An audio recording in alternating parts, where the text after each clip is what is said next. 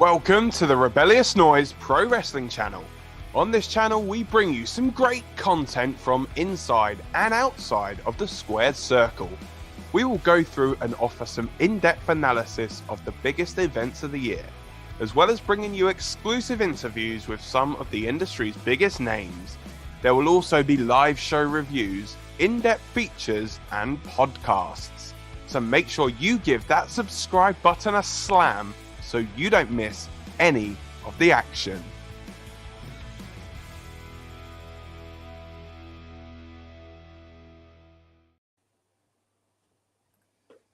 Okay, hello. Welcome to the Rebellious Noise Pro Wrestling channel, and we are here for another build-up show, and this time it's for a big one, boys. It is for the biggest party of the summer. I can see already Luke is trying to keep cool with that drink. It is SummerSlam. How are we feeling, guys? Yeah, man. Do you know what? Normally, when we do these sort of things, and I'm like, I'm not sure on a pay-per-view, and obviously there's a few changes here and there, but I'm actually generally excited for SummerSlam. I never thought I'd say that. It's been a while. I mean, it's a big card. Obviously, Lucas and I were on the preview predictions, and we'll kind of touch on some of the predictions we made earlier on this week. But yeah, Rob, you haven't had a chance. It's interesting to hear your view on it straight away, because yeah, it's a stacked card in the sense that there's a lot of matches and a lot of matches announced early on, which we don't really get these days in the old Fed. Yeah, it is strange. Especially, as you said, a lot of announcements kind of already before, like on the week to the build-up, and we already really know what's going on. I mean, there's been times when we've done the predictions a week before, and we're like, well, there's 3 matches. Yeah. Then everything else is like, yeah, man. So it's nice to have a stacked card and we know what's going on. And actual rivalries and stories unveiling and kind of unloading themselves throughout the weeks. So it's not just a quick thrown together thing. You know, the Pat McAfee and Happy Corbin's thing. Like, that's been solid, you know, and that's just going one on example. Since the very end of Money in the Bank, you know, we kind of touched on that before, how it should have been probably part of the show itself. But yeah, I've really enjoyed that feud. So what we'll do is we'll get into every single one of the matches that we've already predicted. Of course, one of the matches we predicted not happening as things stands at the moment. A lot of things to talk about there as far as kayfabe and what we could possibly get instead, if anything, tonight. But yeah, what we're going to do here, basically, if you're here for the first time, thanks for joining us. If you've joined us previously, you know exactly what's going on, but I'll explain for the newcomers. Basically, what we do here on the build-up show is hype ourselves and yourselves up for the PLE, obviously, that we're going to kind of be previewing here, which is SummerSlam tonight. So we're going to go through all the matches. We're going to kind of talk about our predictions from earlier in the week, see if we would have changed any of them. Rob is kind of, you know, on an advantage here. We've got to say, mate, a little bit of a cheat there. Hasn't given us his predictions already. He's going to give us them as we go along. There's been many a time when this has happened and Lucas has been in that situation and he's not got many points. So technically, I'm at a disadvantage. Well, yeah, but that could just be Lucas, though. Yeah, maybe. All right, well, what we're going to do then, we'll go through each match one by one. And then, of course, the one match that none of us have predicted, we'll get to do later on tonight as well, which, of course, is the tag team match that was recently announced from the Raw side of things. So we'll talk about that later on and the rest of the matches, including the one that isn't going to be taking place at SummerSlam. But first things first, and we kind of talked. First things first, really, we kind of touched on this a little bit earlier this week, but of course, things are changing in the Fed these days. A lot of things going on. Of course, Vince McMahon stepping down recently. Triple H and Stephanie McMahon both getting new roles. Of course, Nick Khan's there in the background as well. It's an interesting time to be a wrestling fan. Yeah, I think so. I think the past few years have been. I think it's kind of been building up to this kind of happening, I guess. Because obviously NXT decided to compete with AEW and go head to head, and then obviously the results of that, and the reaction to that by obviously Vince McMahon, who was in charge at the time, obviously making NXT developmental again, removing Triple H from that position, and the amount of company changes like that they've had, like I think it feels it just felt very, very dishevelled. And obviously all the stuff that. And you have to take a pinch of salt because obviously these are ex-employees of the company.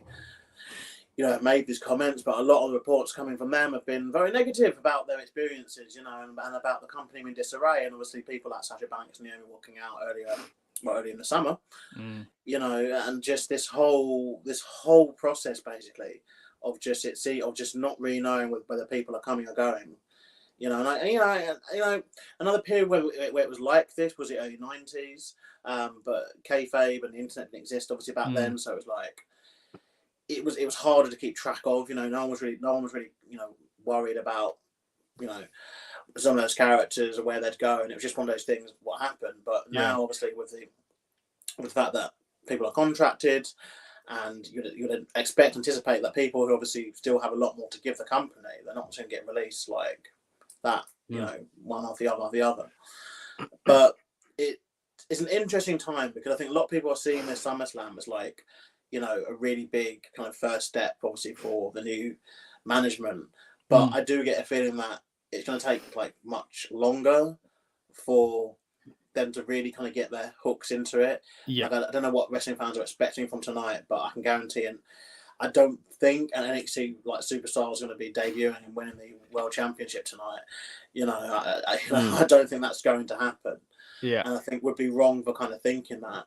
But I do think there are little changes that have happened, I think, on the television the past week that have been highlighted, like obviously Michael Cole on commentary saying the word wrestling, for example, on SmackDown, and calling the WWE Universe the WWE fans. Oh my goodness. So there's little changes. And even on Raw, like the bits that I saw, I noticed that things were kind of moving on a bit more naturally. It felt a little bit, there was still obviously the, talking segments and that kind of thing galore, but it felt very much like things flowed a bit better. It didn't feel micromanaged, didn't it? It felt very more natural the way it was progressed, and they showcased it. Whereas a part of this happens, like it didn't feel like it was militant and it was on. You had to hit a note on every single second. It felt so much more like relaxed watching it. Like when I watched it, like on the parts that I did watch, I was like, you know what, this wasn't that bad. Like it felt different. I don't know if it was just me, but it did feel different. And I don't. Well, that's the thing, we're all going to be sensitive to that at the moment, going, I bet this is, Triple H's fingers in this pie.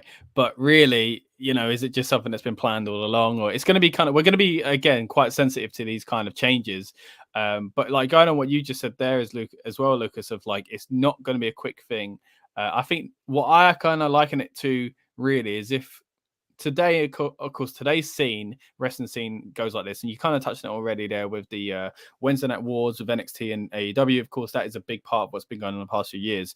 NXT's completely transformed and changed, but that is kind of the alternative. The old NXT or AEW, they're quite similar. So if you've got that as the alternative, it reminds me of the days when ECW was the alternative and WCW was the alternative for things like the realism with the NWO, painted against the cartoon characters of the WWF, right? So now it's a gradual change. ECW were bubbling away for a while. WCW doing things with the NWO, but it was a gradual change to the Attitude Era. It wasn't like they just flipped a switch one Monday and that was it. I mean, yes, people do look back at certain kind of moments and go, that kick-started it. There was a time where Vince did that promo, remember, saying, we're not going to talk, quite frankly, we're not going to sort your intelligence anymore, or something stupid like that. Whatever it was he said in his Vinceisms. But that famous promo. So there were moments like that, and I think we will get a few of those sprinkled in over the next few months. But I think you're right; it's going to be a gradual change. That this time next year, then we'll really see the fruits of it. Even with NXT itself, that early black and gold. It wasn't, like Rome, mate. It's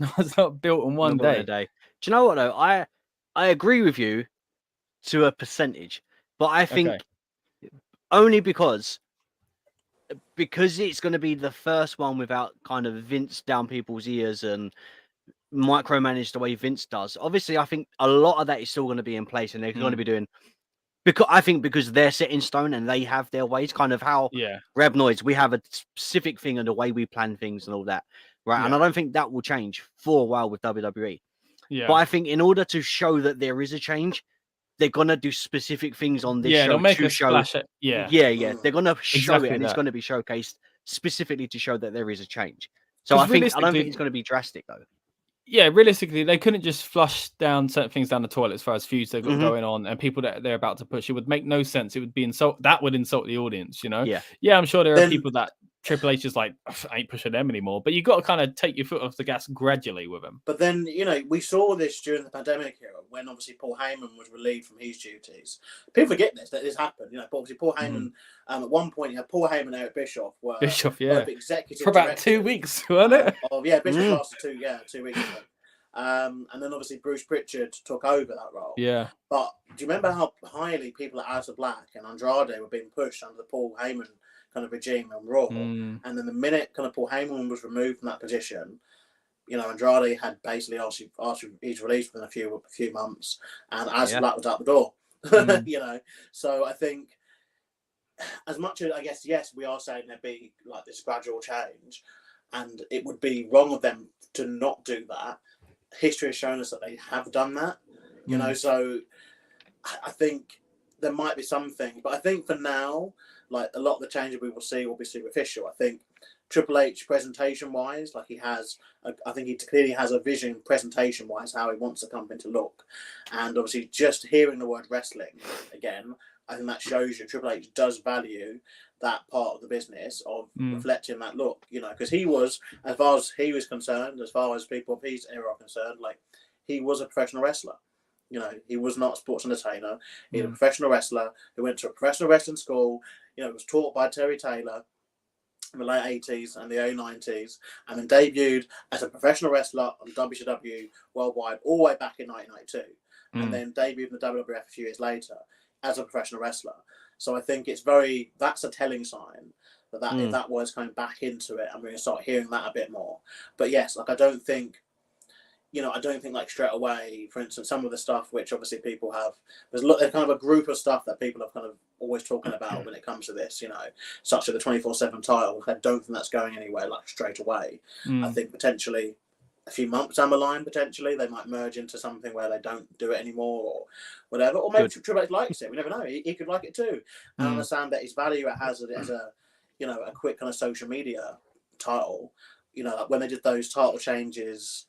Again, sorry any Americans watching, but we don't do your football.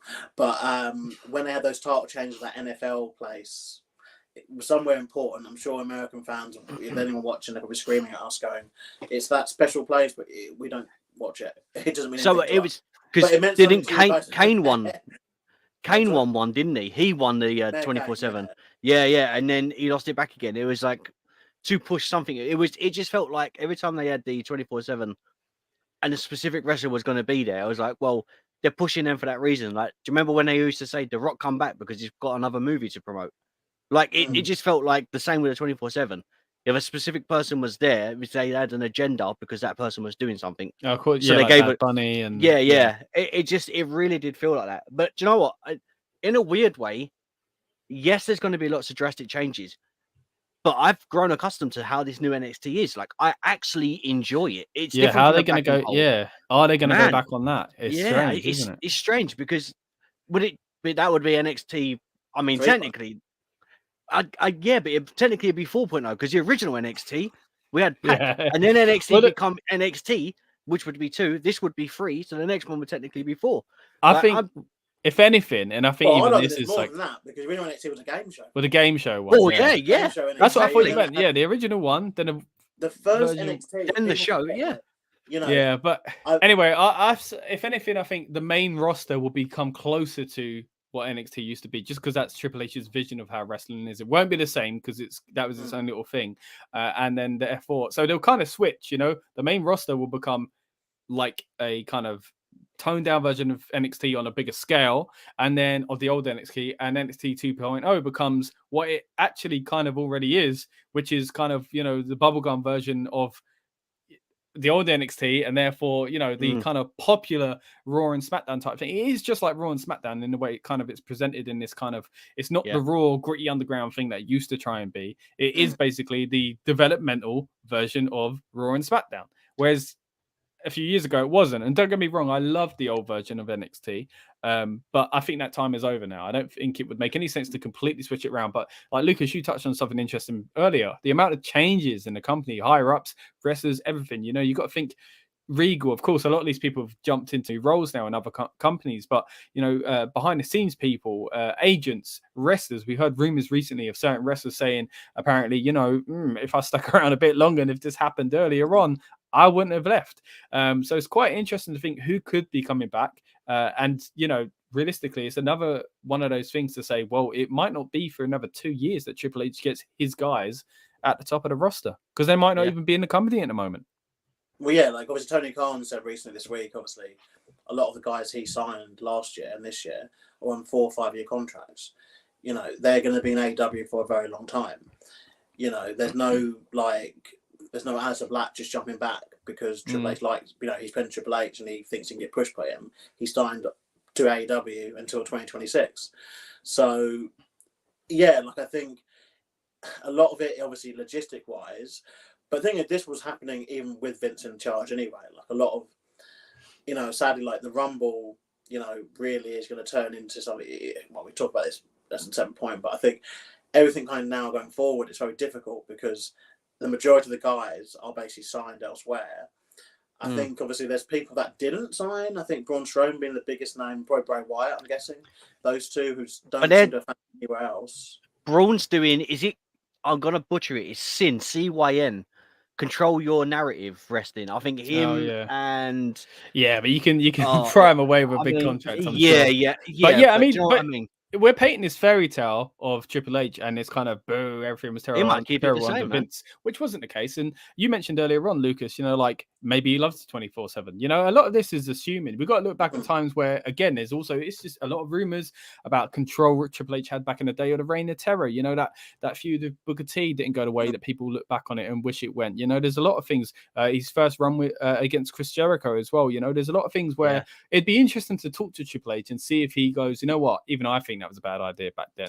Because there are two versions of Triple H in people's minds. There is the man with the golden shovel and the sledgehammer, and then there is the kind of I am here to save pro wrestling and make it pro wrestling again. But we've all got these kind of, like myself included, I love parts of the kind of sports entertainment bubblegum side of wrestling, but I also love the gritty attitude era.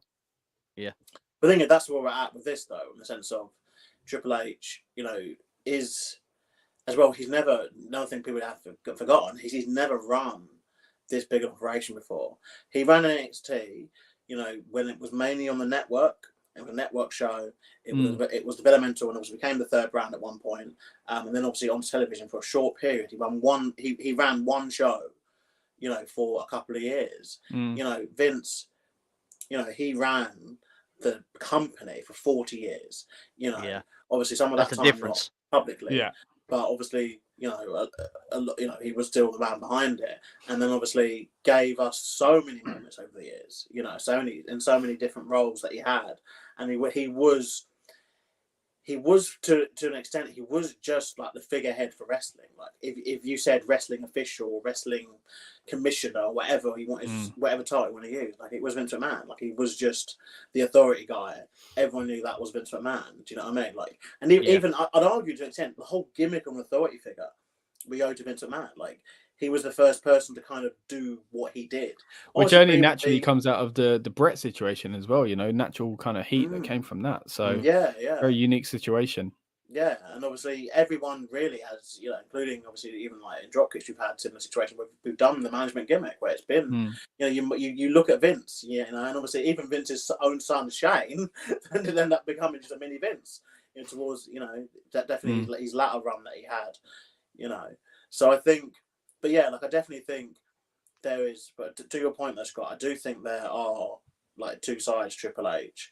And it'll be interesting seeing, obviously, who he gets around him as a team. That's another thing to consider too. Like, obviously, Vince McMahon was famous for having his team of people around him. Obviously, Pat Patterson, obviously Bruce Pritchard, who essentially a lot of people have said outside of the McMahon family, Bruce Pritchard knows more about Vince McMahon than anybody else, and that to me is telling.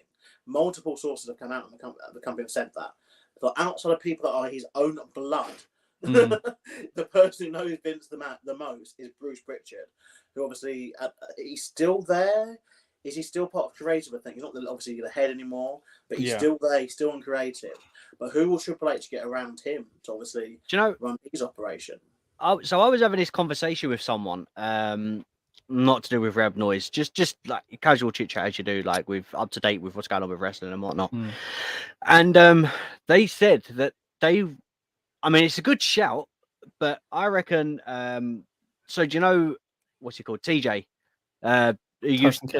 Yeah. Like, he's a fantastic booker. Like, he knows wrestling and he lives and breathes it. So if he's looking for people that want to go into that position of creative and just making this style and changing the game how Triple H wants it, dude, like he's one of these people that's fantastic for all that. So having someone like TJ in that creative position would be good, because going forward, he knew as a wrestler what he wanted. Not saying that the other guys didn't, but they were creative. They were wrestlers at a different point to where when they went to the creative.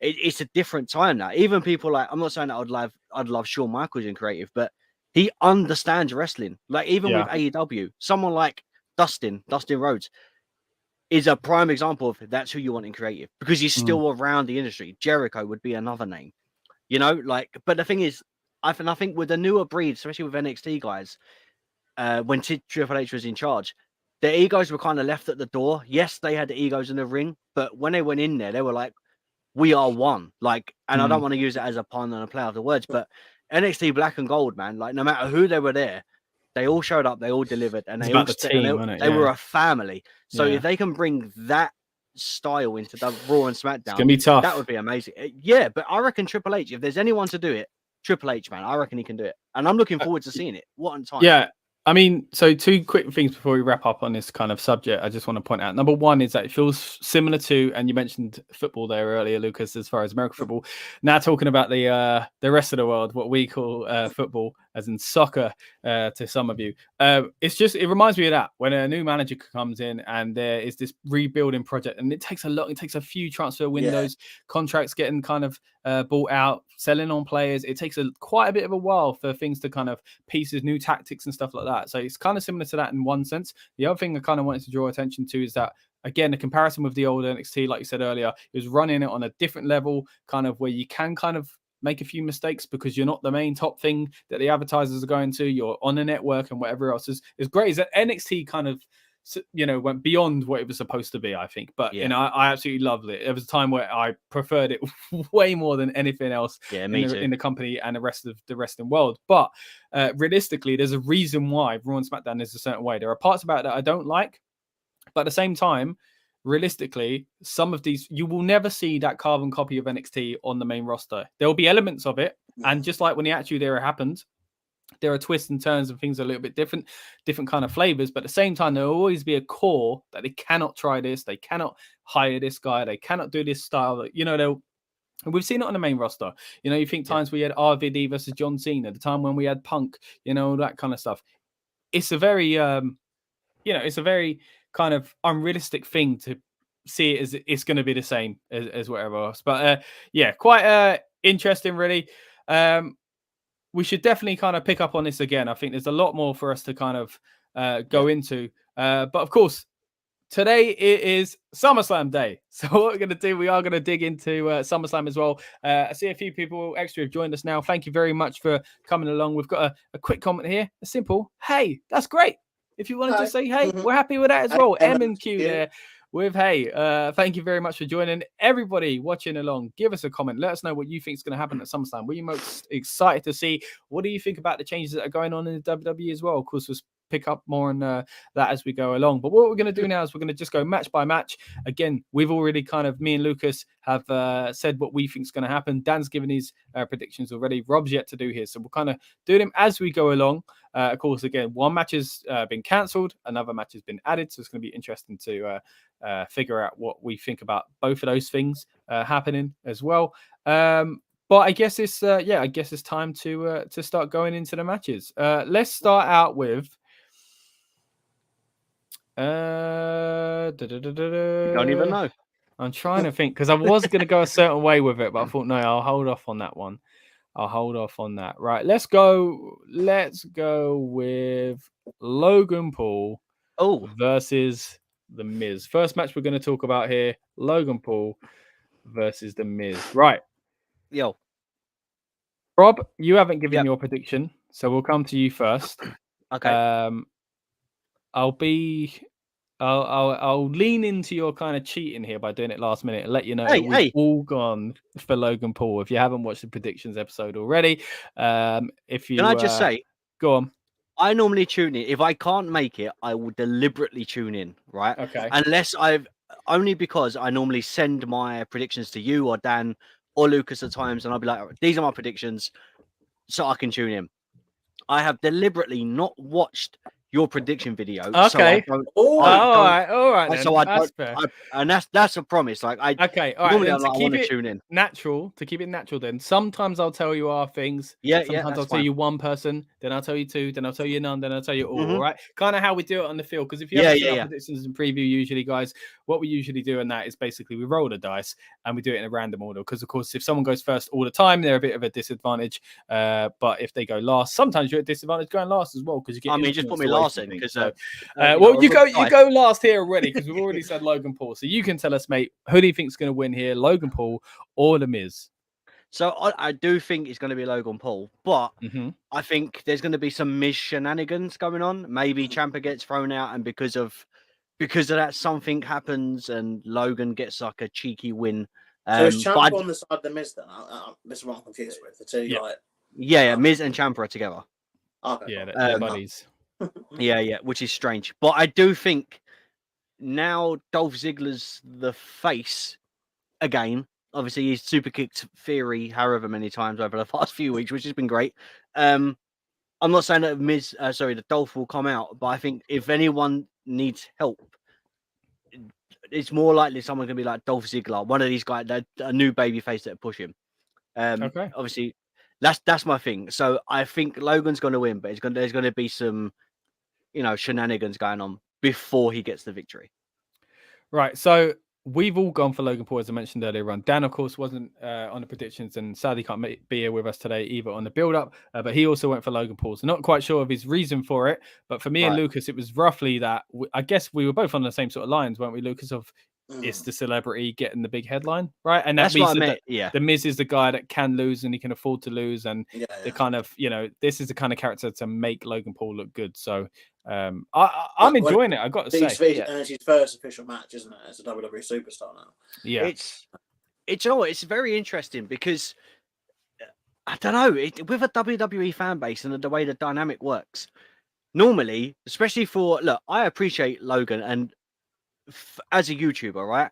Now, Scott, you must be loving it right now because Arsenal was now sponsored by Prime, which is another thing. You must be like, that's confusing, yeah. Yeah, that was strange. However, I see Logan Paul everywhere now. but he went through his error. Yeah. He's progressed, he's bettered himself. He's now pushing, and he's so good. Like Impulsive is a fantastic podcast. Not that we shout other ones out. I mean, it's not Rebellious Noise. It's not Rebellious Noise, exactly. But I mean, it's a few more subscribers. But hey, what can you do? Hey, guys, help us catch up. Subscribe. Yeah, it's a smidgen, a few. That's plethora. Just a few. But it's as I was saying, like the fan base when he got Skull Crusher and finale'd at Mania, the fans went ballistic and cheered Miz.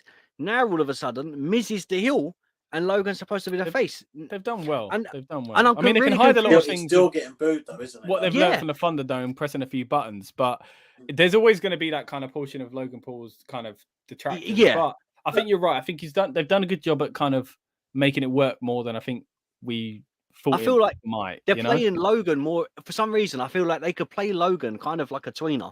You know how early Randy Orton where he was a face, but he could have been the heel. Or he could be a face, like you just depending on the day and the booking. But not like comparing Logan Paul to Randy Orton at all. But before people lose their minds, because that would break the internet. But yeah, like it's really weird how all of a sudden they've been able to flip it and have Miz the heel when the last time they had an interaction. Miz kind of looks like the baby face in the scenario. But he was being a heel though. It was just he was being a heel, but he got the baby face spot. Difficult with Logan Paul. Yeah. So like I appreciate how they've done it, but like I said, if Logan's supposed to be the face in this scenario, how they're gonna do that with crowd reactions? Like I don't know. I'm really intrigued, and I think maybe like you say, maybe that's why you get help to do it to kind of cement like it needs to be someone like not Dolph Ziggler, but he's the only person I can think of because he's had a feud with the Miz and he knows how he works. So that's why I'm thinking. Well, there's rumours of the Miz going face. Yeah, but can you be faced with someone like Ciampa? I just unless Ciampa turns, but I guess like something like that. I guess. Well, Triple H is with a book now, so I guess I love Ciampa, man. We've got new plans for Ciampa anyway. Yeah, I think that shows. Obviously, even this week on Raw, the note that came through was why they started with the brawl is because they knew that Logan's entrance would get booed. So they started with the brawl. So they started fresh off with the brawl, and obviously it seemed to work in their favour because people liked the brawl. Then later on when they did the segment, Logan Paul obviously got booed. It got ended the segment. Then actually the actual segment, the talk show segment, was very negative. So it just seemed that they definitely need to do something, and we might see that something happen tonight, where either they're going to have to turn them his face because Logan Paul is just getting booed more than him, or they just turn Logan kind of heel after the match or something, or down the line potentially. Because it's not going to work as a babyface. I think sadly, like because he linked in with his brother, and there's a lot of controversy obviously about the Paul brothers. Yeah. We can make a whole YouTube video on just that. We could, yeah. Plenty of people have. Don't worry, it's already covered. Do you know what else though? Like, sorry, Lucas. I agree exactly with what you're saying, but I think what's so strange is Logan could go. Logan's got to be one. It's only a small amount of people that could probably do it. Could go in as a face, being booed as a heel, turn heel, and still get equally booed as the heel. Like, not many people could do that. And Logan's going to be in a small minority where people just hate him. The thing is, we could see a very rare double turn. We could see that happen also potentially. Are you comparing that to a Rock in Austin? Is that what you're saying? Somebody's comparing. I'm sorry? I said, he's trying to say to Rock and Austin.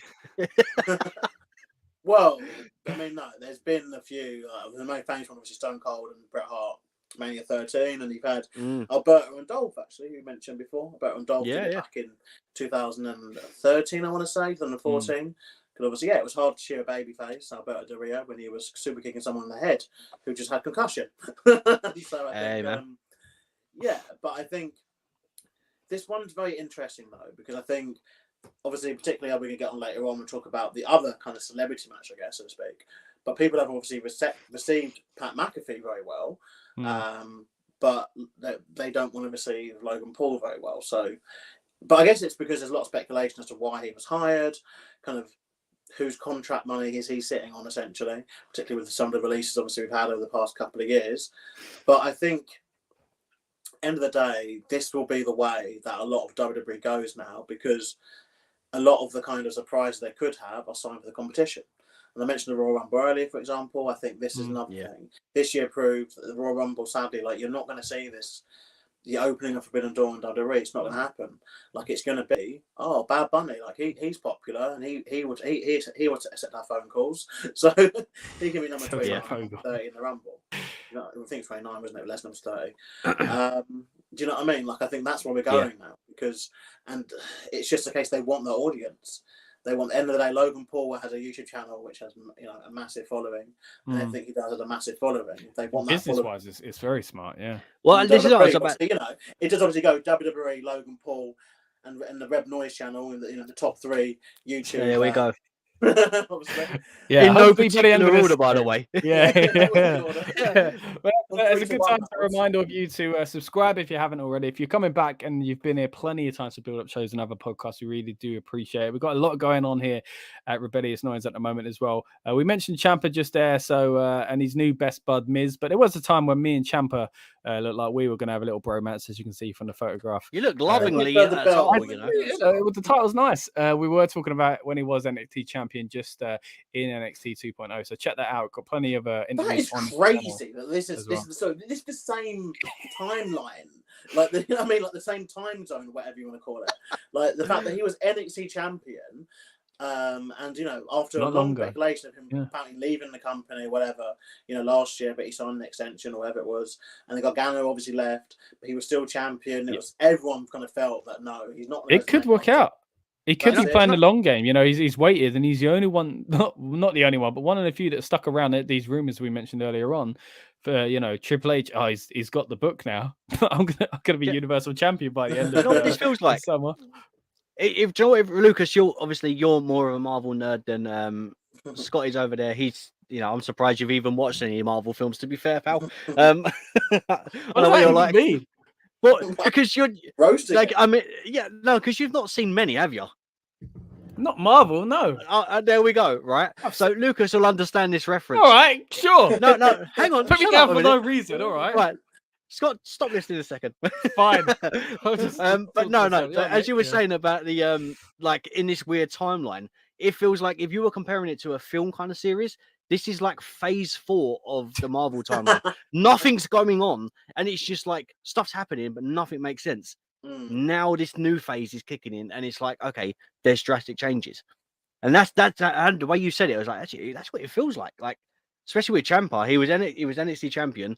Then he was just in filler, and now something might be happening again. It's crazy. It's just the speed the business works at now. Yeah, man. Well, the thing is, and I can have this opinion Oh, without. you can talk now, man. By the way, yeah, I can have this opinion without it. But whatever was going to happen might not happen now because again, things have changed. He looked like he was riding that wave, and we were all going, "What's he going to do with a Miz?" And this isn't what we expected, and whatever. But now it could go right in the kind of typical direction of, everyone thought he was going to be in the Judgment Day, for example. That felt right. Maybe come 6 weeks, he's doing something along those lines that kind of fits with what we kind of more traditionally see his character as.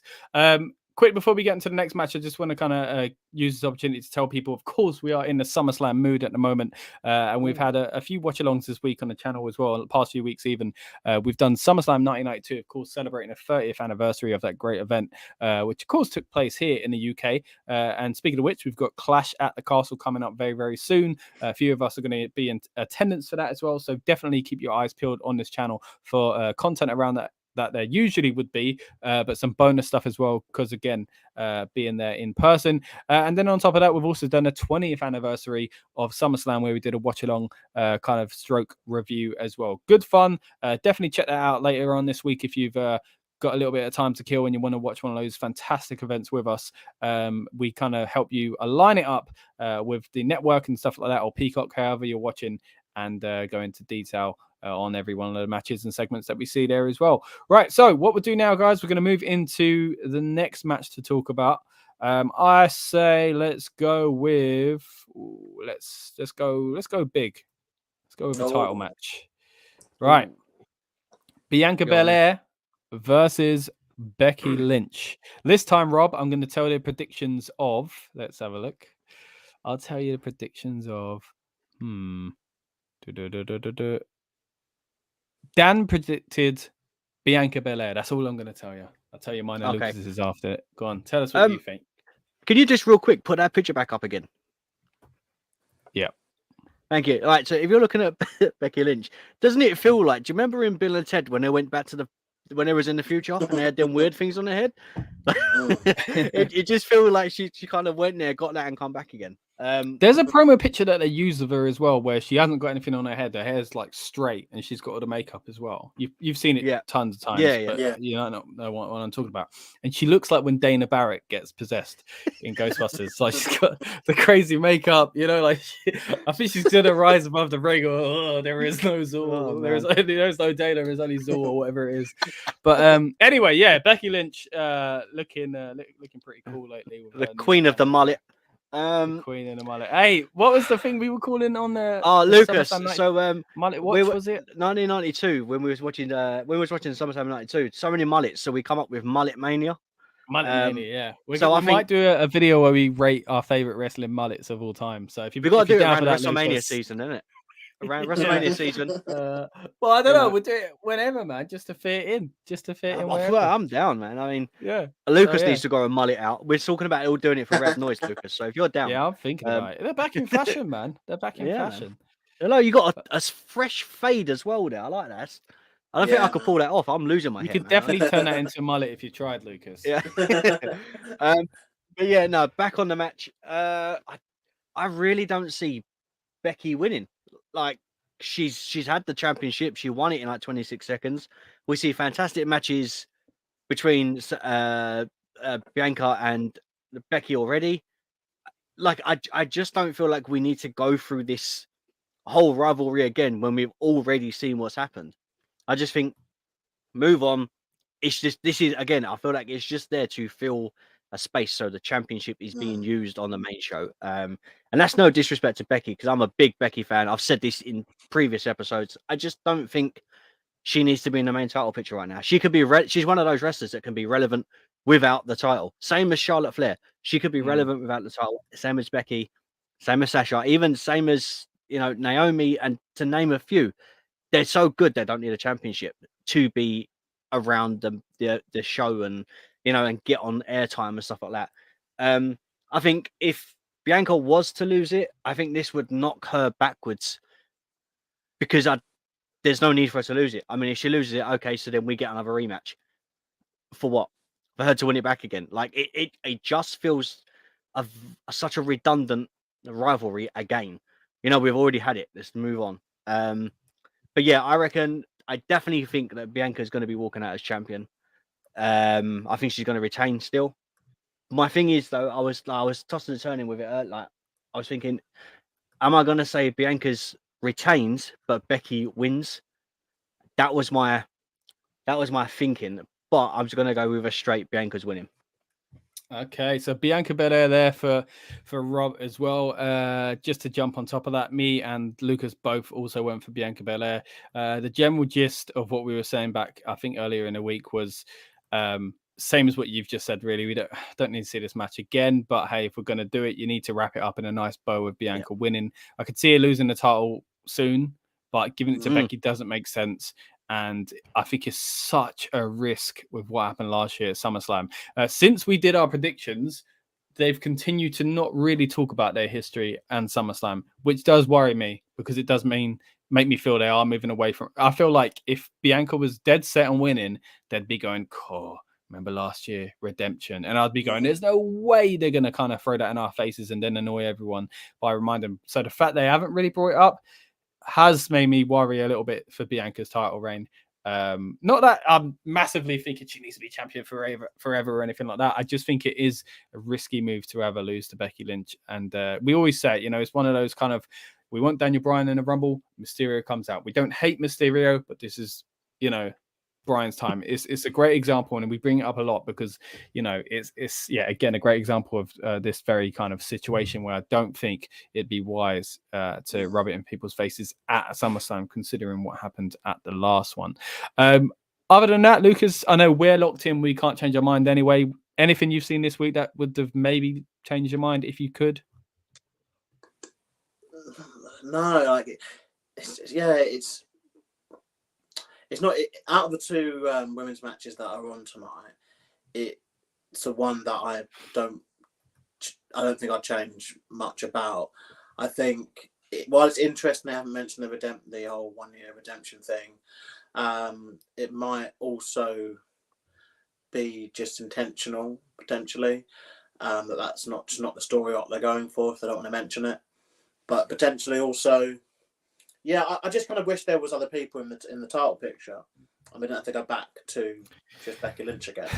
Mate, same thing I feel like we say every single month. But yeah, at least something's been shaking up on the opposite side. And we'll talk about that match later on as well. But yeah, I agree with you. I probably wouldn't change it. But there is, this week there has been a few things that have made me think, oh no, what if this is the way they're going? But yeah, not a match I'm massively looking forward to just because we've seen it so many times, but every time we do see it, it is enjoyable. So I can't pretend that I don't enjoy it. Just before we go on, just to double check, Rob, you did go for Logan Paul in the last match, right?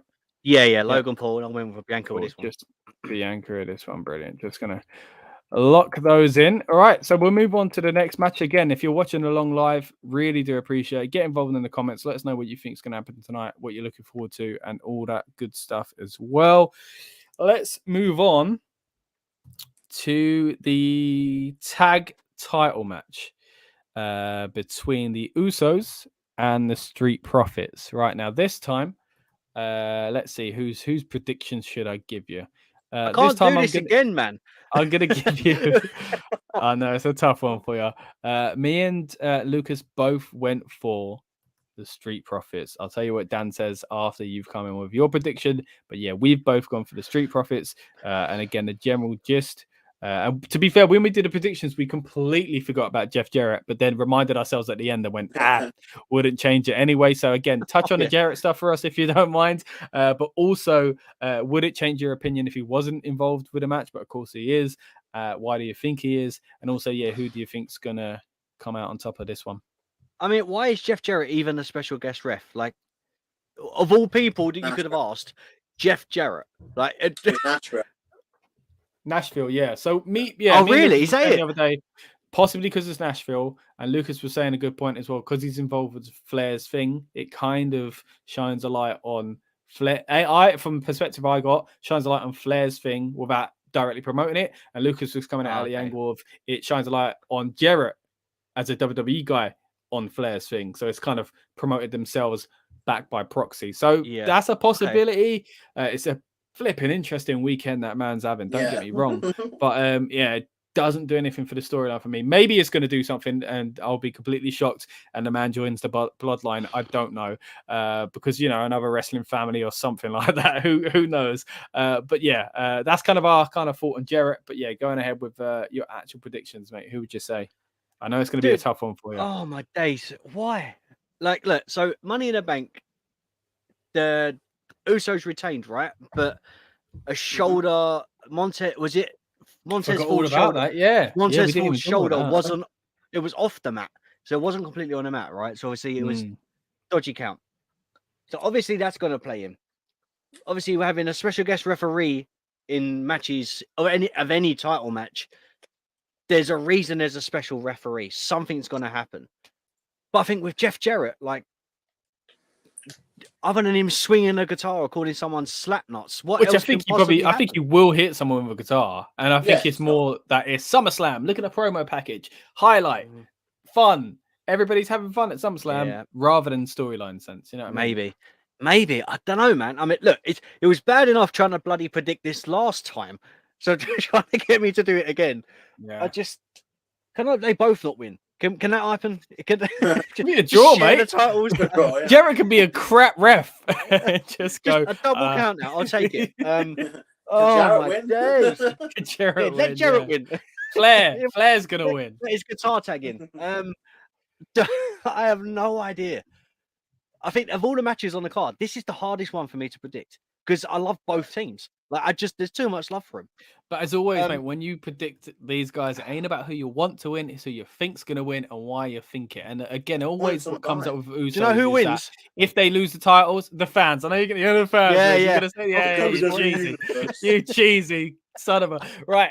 Anyway, yes, I agree. It was a great match last time. It's fantastic. And I think it will be again. But who's going to win and why? And as always, we have to sprinkle in the little bit of Roman Reigns here.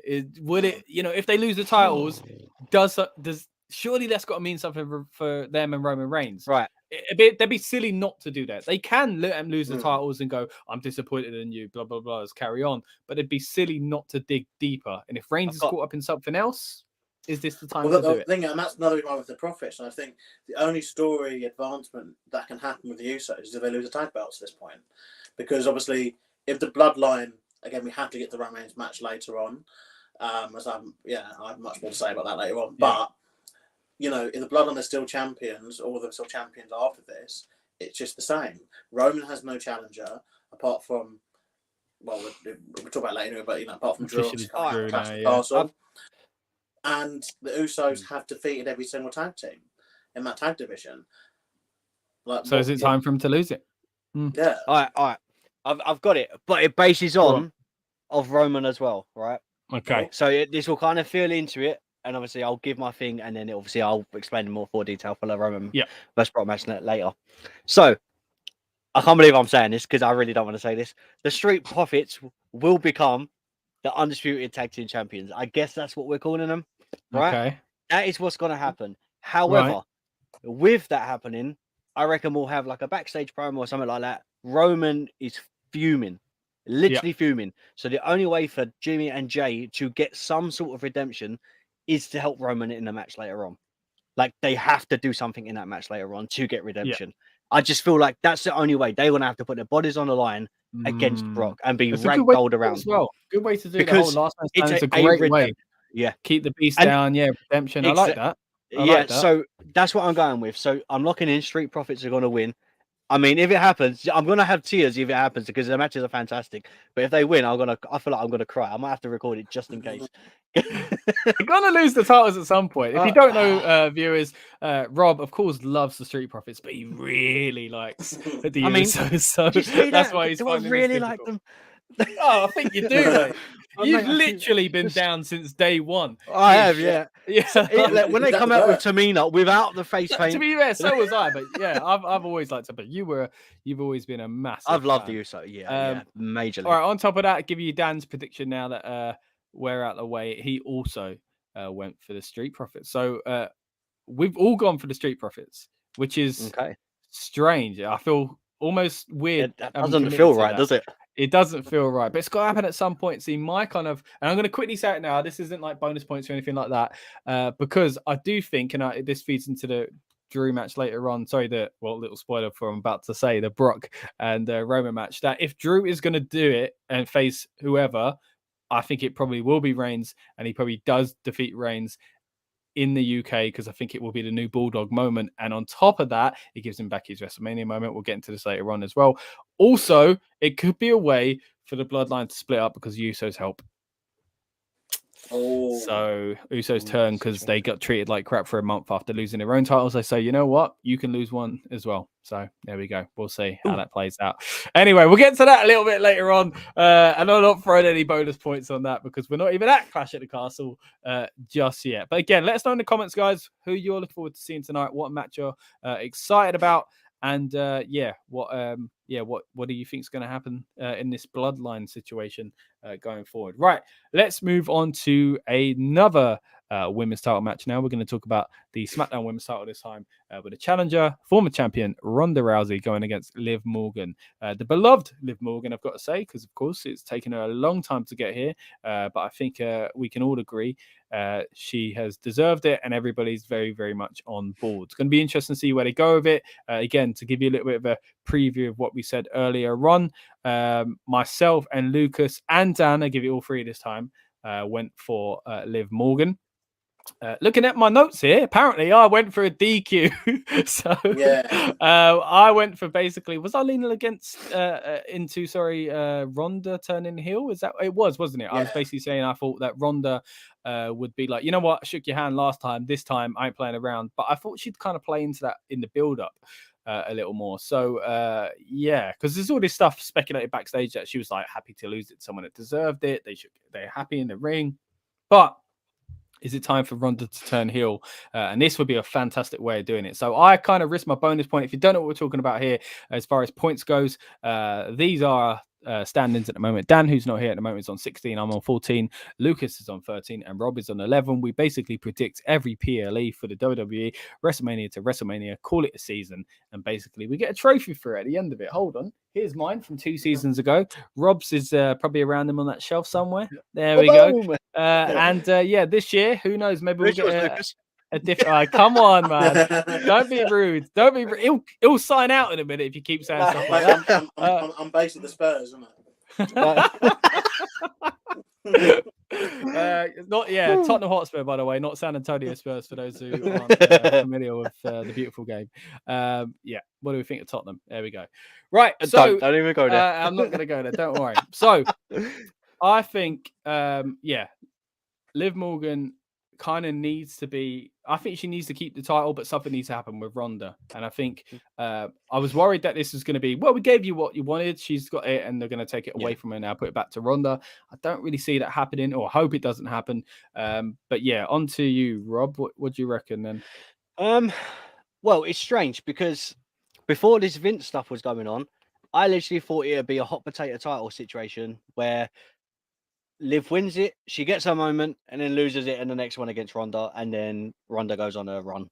Like, I just felt like that would be a very Vince McMahon thing to do. He struck kind of while the guy was still hot. Well, it was getting a bit cooler. It was really hot around the time of the Rumble and all the other struck while it was tepid. But and then we got a moment. I mean, he's done it. The reason I thought is because like he's done that many times. They've had their moment and then dropped it. I mean, prime example would be, well, I was going to call him Matt Cardona, Zack Ryder. Obviously, back then when he won the IC title at WrestleMania, had his moment, had his photo with Scott Hall, Razor Ramon, and then the next night lost it. Like, and that was a one-night thing as well. But some of them have gone a bit longer, but still not quite there when you think of. And I think Lucas might mention it on the predictions with Otis, the whole kind of love for Otis. The other one, Nikki ASH last year as well. At least got like a month out of it. Do you know what I mean? So that would be more similar to Liv one than Ryder. It does feel like completely get what you're saying there. Yeah, it just feels like that is something Vince would do. However, as we spoke right at the beginning, and Lucas said, changes are slowly happening. As we all said, we don't think it's going to be a sort of change that's going to happen drastically, but I think this is going to be one of them times when they really do put Liv over. And you're right. I think this is Ronda's heel turn, because I think, look, I've not been the biggest fan of Ronda, and I've said that openly on this pod and even on Talking Beans. Even on Talking Beans things that I said, there's just something about her like I just don't enjoy it, because I think we've said they still have this, she's the baddest woman on the planet and she does all this MMA stuff, but then her promos are terrible. Like when she was in the Octagon, to me, she's a heel. Like she is a natural heel. And then you put her in WWE and wanted to get over as a face. I just didn't see it. After one of the biggest heels of business ever had, do you know what I mean? Exactly. Rowdy Roddy Piper. Exactly my point. So I just think from a marketing standpoint and business standpoint, put her over, because she is where your money is. She is your draw. So now use her as your draw and make her a heel, because no matter if you're a bad guy or a good guy, as long as you're there, you're still going to be a draw. A prime example with Brock Lesnar.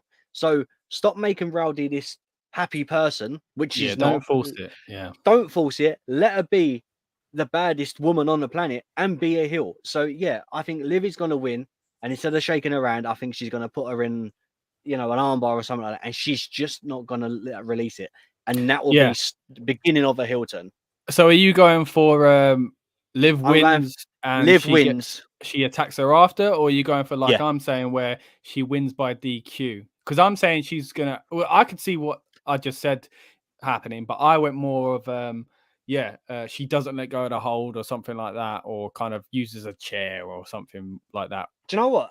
I actually think Liv's gonna win via DQ, because I think that is more. Yeah, that's what I'm saying. Yeah, that is a more of a moment and a bigger. Oh crap! What's gone on? Like she's lost it. Yeah, and as opposed to doing it after. Yeah. It was unfair. And then she'll say, "Well, you don't deserve it." Yeah. So are you going to go DQ then? Are you going bonus? So Liv's winning. Liv's winning via DQ. Yeah, I'm bonusing. Mate, same as me. I don't feel so bad now. Quickly, while we're still on this match, I get to this comment here from John Paul as well, referencing what you were saying earlier on, Rob. That is why they need to avoid Vince McMahon moments. Triple H needs to be very different tonight. Of course, referencing there to what you were saying, Rob, just a moment ago about these kind of potential hot potato type situations that we felt probably was coming with a Ronda thing. But I do think as well, going heel is probably the wisest thing. Lucas, anything to add? Anything that kind of maybe would have changed your mind if you did have the opportunity to change? One on that comment, I just think, like we said earlier, the problem we're having now is, I feel this show very much is like, if it's good, people say Triple H. If it's bad, it's because it's something man. You know what I mean? Yeah. Let's say Vince was texting in or something. Like we don't know obviously where this was going to go under Vince, and to be fair, point Vince didn't know either, because he was, screwing up scripts every week, and changing things. But I do kind of feel that whatever result happens tonight will just be the result that was meant to happen. Regardless in this, I think, particularly obviously Ronda's involved. I don't think she's a person that they really want to kind of just be like, oh, we're gonna just check this whole thing up on you now, because you just go, well, bye. Do a Brock sort of as rumored. I think, I think they're not going to risk just changing that too much. So whatever the result and how it goes, I think that would just be how it was meant to go. Do you reckon? Interesting, obviously. With this, really, I think I'm hoping, obviously, that Liv, what I said on the previous video, and I'll say it again, is I feel that Liv, hopefully, that she's getting a bit more power or a bit more in the company. Hopefully, she can push to get more women into this title picture on both sides. I Really good for everyone, but there's so many women who that you can talk about who just haven't had like a real opportunity. Like I mentioned her before, and I mentioned her every single time. But Doudrop, like I just think the division's missing this monster villain. Forgotten, yeah. Sadly, obviously, Tamina, man, 40s. Yeah, like it just sadly just hasn't happened for her, and the chances of it happening, as we know, like sadly, are just not going to happen. What a wasted opportunity she is, though. Like I feel so bad for her, man. I agree. We were talking like in the pandemic era. We were saying we need a villain heel. Like there's I was bang up for her winning that title before. Yeah, there's nobody meaner and badass heel promos and all that. And then all of a sudden, gone. To keep it fresh. They only had to give her the title and take it back off her like 2 months later, but just to kind of freshen it up. Quickly get some more comments here. We've got Victor Nash saying, "Hello guys, I say Ronda wins and Bayley returns to challenge her." Good point there, but none of us have come up with Bayley. It seemed like for about 10 PLE build-up shows we've been saying that. We haven't now. What was that? Sorry, Lucas. No one said that Ronda would win though. Yeah, none of us said Ronda would win. Yeah, quite interesting. Bayley. Maybe that is the bigger feud, but then where does Liv be in this? I mean, Bayley's got to come back at some point, right? You know, and you'd think it'd be a big show. What would be great though is even if Bayley come back, right? We could have the Ronda moment, was what we've said of the armbar, leaves, Bayley comes out maybe to make the save, Ronda scurries from the ring or something like that. The Bayley's left. Bayley also goes after Liv, and then she does it, and then she goes after Liv, and she's still a heel. Like, I think Bayley, you need that exciting pop to come back. Imagine her coming back with her old music, and then straight into a heel, and then just fantastic. It'd be interesting. But it's a chef kiss moment. Exactly that. We've got another comment here from John Paul. I think Ronda is not for hardcore fans. She is a casual fans that have to buy their kids tickets to the show. They like that she is there. They know her and buy her merchandise as a result. Yeah, I think I wouldn't say she's massively. I think presentation wise, kids have probably warmed to her because the kids go for whoever WWE tell them to go for. I don't think at first it would have been that. It would have ironically been more hardcore fans of like. It does feel more casual fan now, though. People were like, oh, man. Like when she was there before with The Rock, it was like, man, Ronda. Everyone, I thought Ronda was amazing, So I was really excited to see her, even when she came out of the Rumble. But things have definitely changed, and I do think the way to freshen it up is to make it go heel. And I think the kind of scenario we've kind of toyed about tonight is probably a good one to do because it keeps the title and Liv, gives her more sympathy, gives her more time with the title, and turns Ronda into something that I think is more believable. Is Ronda only kind of known to casual fans because in the day TV time is currency in WWE, isn't it? And she's one of the women getting a lot of television time. In the day, it seems in this company, it's you're the SmackDown or Raw Women's Champion, and whoever they are feuding with, or you are anyone else. Like that, those are the three positions you can be in this game, the women's division. And I mean, because someone mentioned about Shotzi beat Aaliyah this week, without Shotzi even getting an entrance or something, because them two are just they are the anyone else in this women's division. Where Liv Morgan is a champion, she's feuding with Ronda Rousey, then everyone else is just anyone. Like as far as I'm concerned, as far as many people are concerned. Like I think Ronda has kind of had a very weird and unique journey in the WWE, where obviously she's come in as an attraction wrestler for the women's side of things. She is still a name, like she's known outside of the circle of wrestling. So I think definitely, we're seeing Ronda and bloody hell, he's like Bob. Sorry. Mate, I thought my drink was big. Jesus Christ. Carry on. Get Dan back. But yeah, Ronda, I think obviously they haven't turned her heel, have they, at all throughout this. So it could be one way to do that. I wouldn't actually, if Bayley's coming back though, I wouldn't mind them setting up a triple threat potentially for Clash at the Castle. I'd take that. I think, and especially a lot of stuff's come out about Liv. Like obviously they need the babyface and the SmackDown sort of things because obviously of the Sasha and Naomi walkouts. So it seems that Liv is kind of in the position, kind of going forward anyway. And so I think it would be a bit of an injustice if Bayley comes back and just takes her spot. So I'd actually prefer if Bayley comes back as a heel, and then they can insert it that way into triple threat potentially, because that could be a nice little feud, like a little side feud of Bayley versus Ronda on TV, and obviously have the typical. They both do their matches or whatever. They could even bring back one of my favourite matches, the Beat the Clock Challenge. There we go. The Beat the Clock Challenge. I don't get how that fits in with anything you've just said, but like you say, it's your favourite match, so you want to fit it in somewhere. You know what? Like, I'll take it. No, you know, like they do the thing on, like, you know, if they're gonna have like Bayley and Bayley and Ronda, both gonna state they want the title shot. And then obviously Adam Pearce comes out and says, well, the winner will be decided by whoever can beat the clock first. And then obviously both like at the same time in the weird WWE rigged way they do it. I think there's I don't know, I just think maybe the triple threat could be a good idea for next month. Change that up a bit. 100%. Do you know what? I would take that. But speaking on, I am hydrated. Thank you. John Paul also would take the triple threat, by the way. There's no alcohol in there, sadly. But do you know what? When you were speaking on, how Ronda was not, when John Paul was saying about hardcore fans or casual fans, it's strange how Ronda could come in with a name from UFC, right?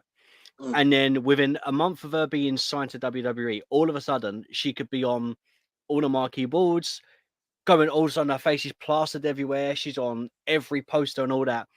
Someone like Liv had been there from NXT and she's only just getting on there, let's say like in a 4 or 5 year journey. And it shows the difference when you were talking earlier, Lucas, about star power and how different it is when you come from one thing to another. But yes, we've had the marketing and all that from Ronda, but no one's really enjoyed, for some reason, like this face run just hasn't been what it's supposed to be. Yeah, whereas if we're and I just feel like I don't want to compare, but if Ronda was the version of Shayna that we had in NXT and she was going down that road, I would 100% be behind that, because which is what they could do. I believe that. Yeah, I believe that. So like, do it. Like, because I mean, okay, so what's the worst that could happen? People don't like Ronda. Well, guess what? People already don't like Ronda. So you're just feeding to it. So like, there is no problem. And what's the best way to counter it? Well, let it happen organically. Let her turn face again. Make a save. Put her back in the face. Yeah, like that's a safe way to do it. But if people are not enjoying it and you want Liv to be your babyface women's champion, well, then I'm sorry, but either she's got to be a heel or do something else with her. And they're not going to do anything else with her. So let her be a heel. Like, it just makes sense. That's the thing. There's nothing wrong with making your mega star. And we got to be real, you know, as people try and put look it at down, Roman. She's a mega star. There's nothing wrong making exactly your mega star a heel. But oh my goodness, what was that? God. But there's nothing wrong with making your megastar heel, and like you say, there, Roman's is a big point. But I think they've been worried about that in the past, like with John Cena and stuff like that. But yeah, like you say though, Ronda's kind of character in the UFC was, and I say character because of course they play up and they sell fights, was kind of like that at times. You know, she's likable. It's kind of like Conor McGregor. Like Conor McGregor, I was about to say likable, but he's a heel. Like it feels like bringing Conor McGregor into WWE and tag teaming him with Otis. You just wouldn't do it. So why bring Ronda as a badass UFC fighter into WWE and make her a babyface? Let her just be a badass and destroy everyone. You do it with Brock. I think the whole Shayna thing would be the way I'd go with it, similar to Shayna's build in NXT. Let's move on to the next match then, guys. We're going to move on to another kind of person that's come from the outside of the WWE in a sense that they traditionally... yeah, well, I guess so, technically, you know, the way he came into NXT. And they both came from the same place, actually, playing for the Colts in the NFL. Of course, it is former teammates Pat McAfee and Baron, the big man Corbin. Now, these guys, again, I've really, really enjoyed this feud so far.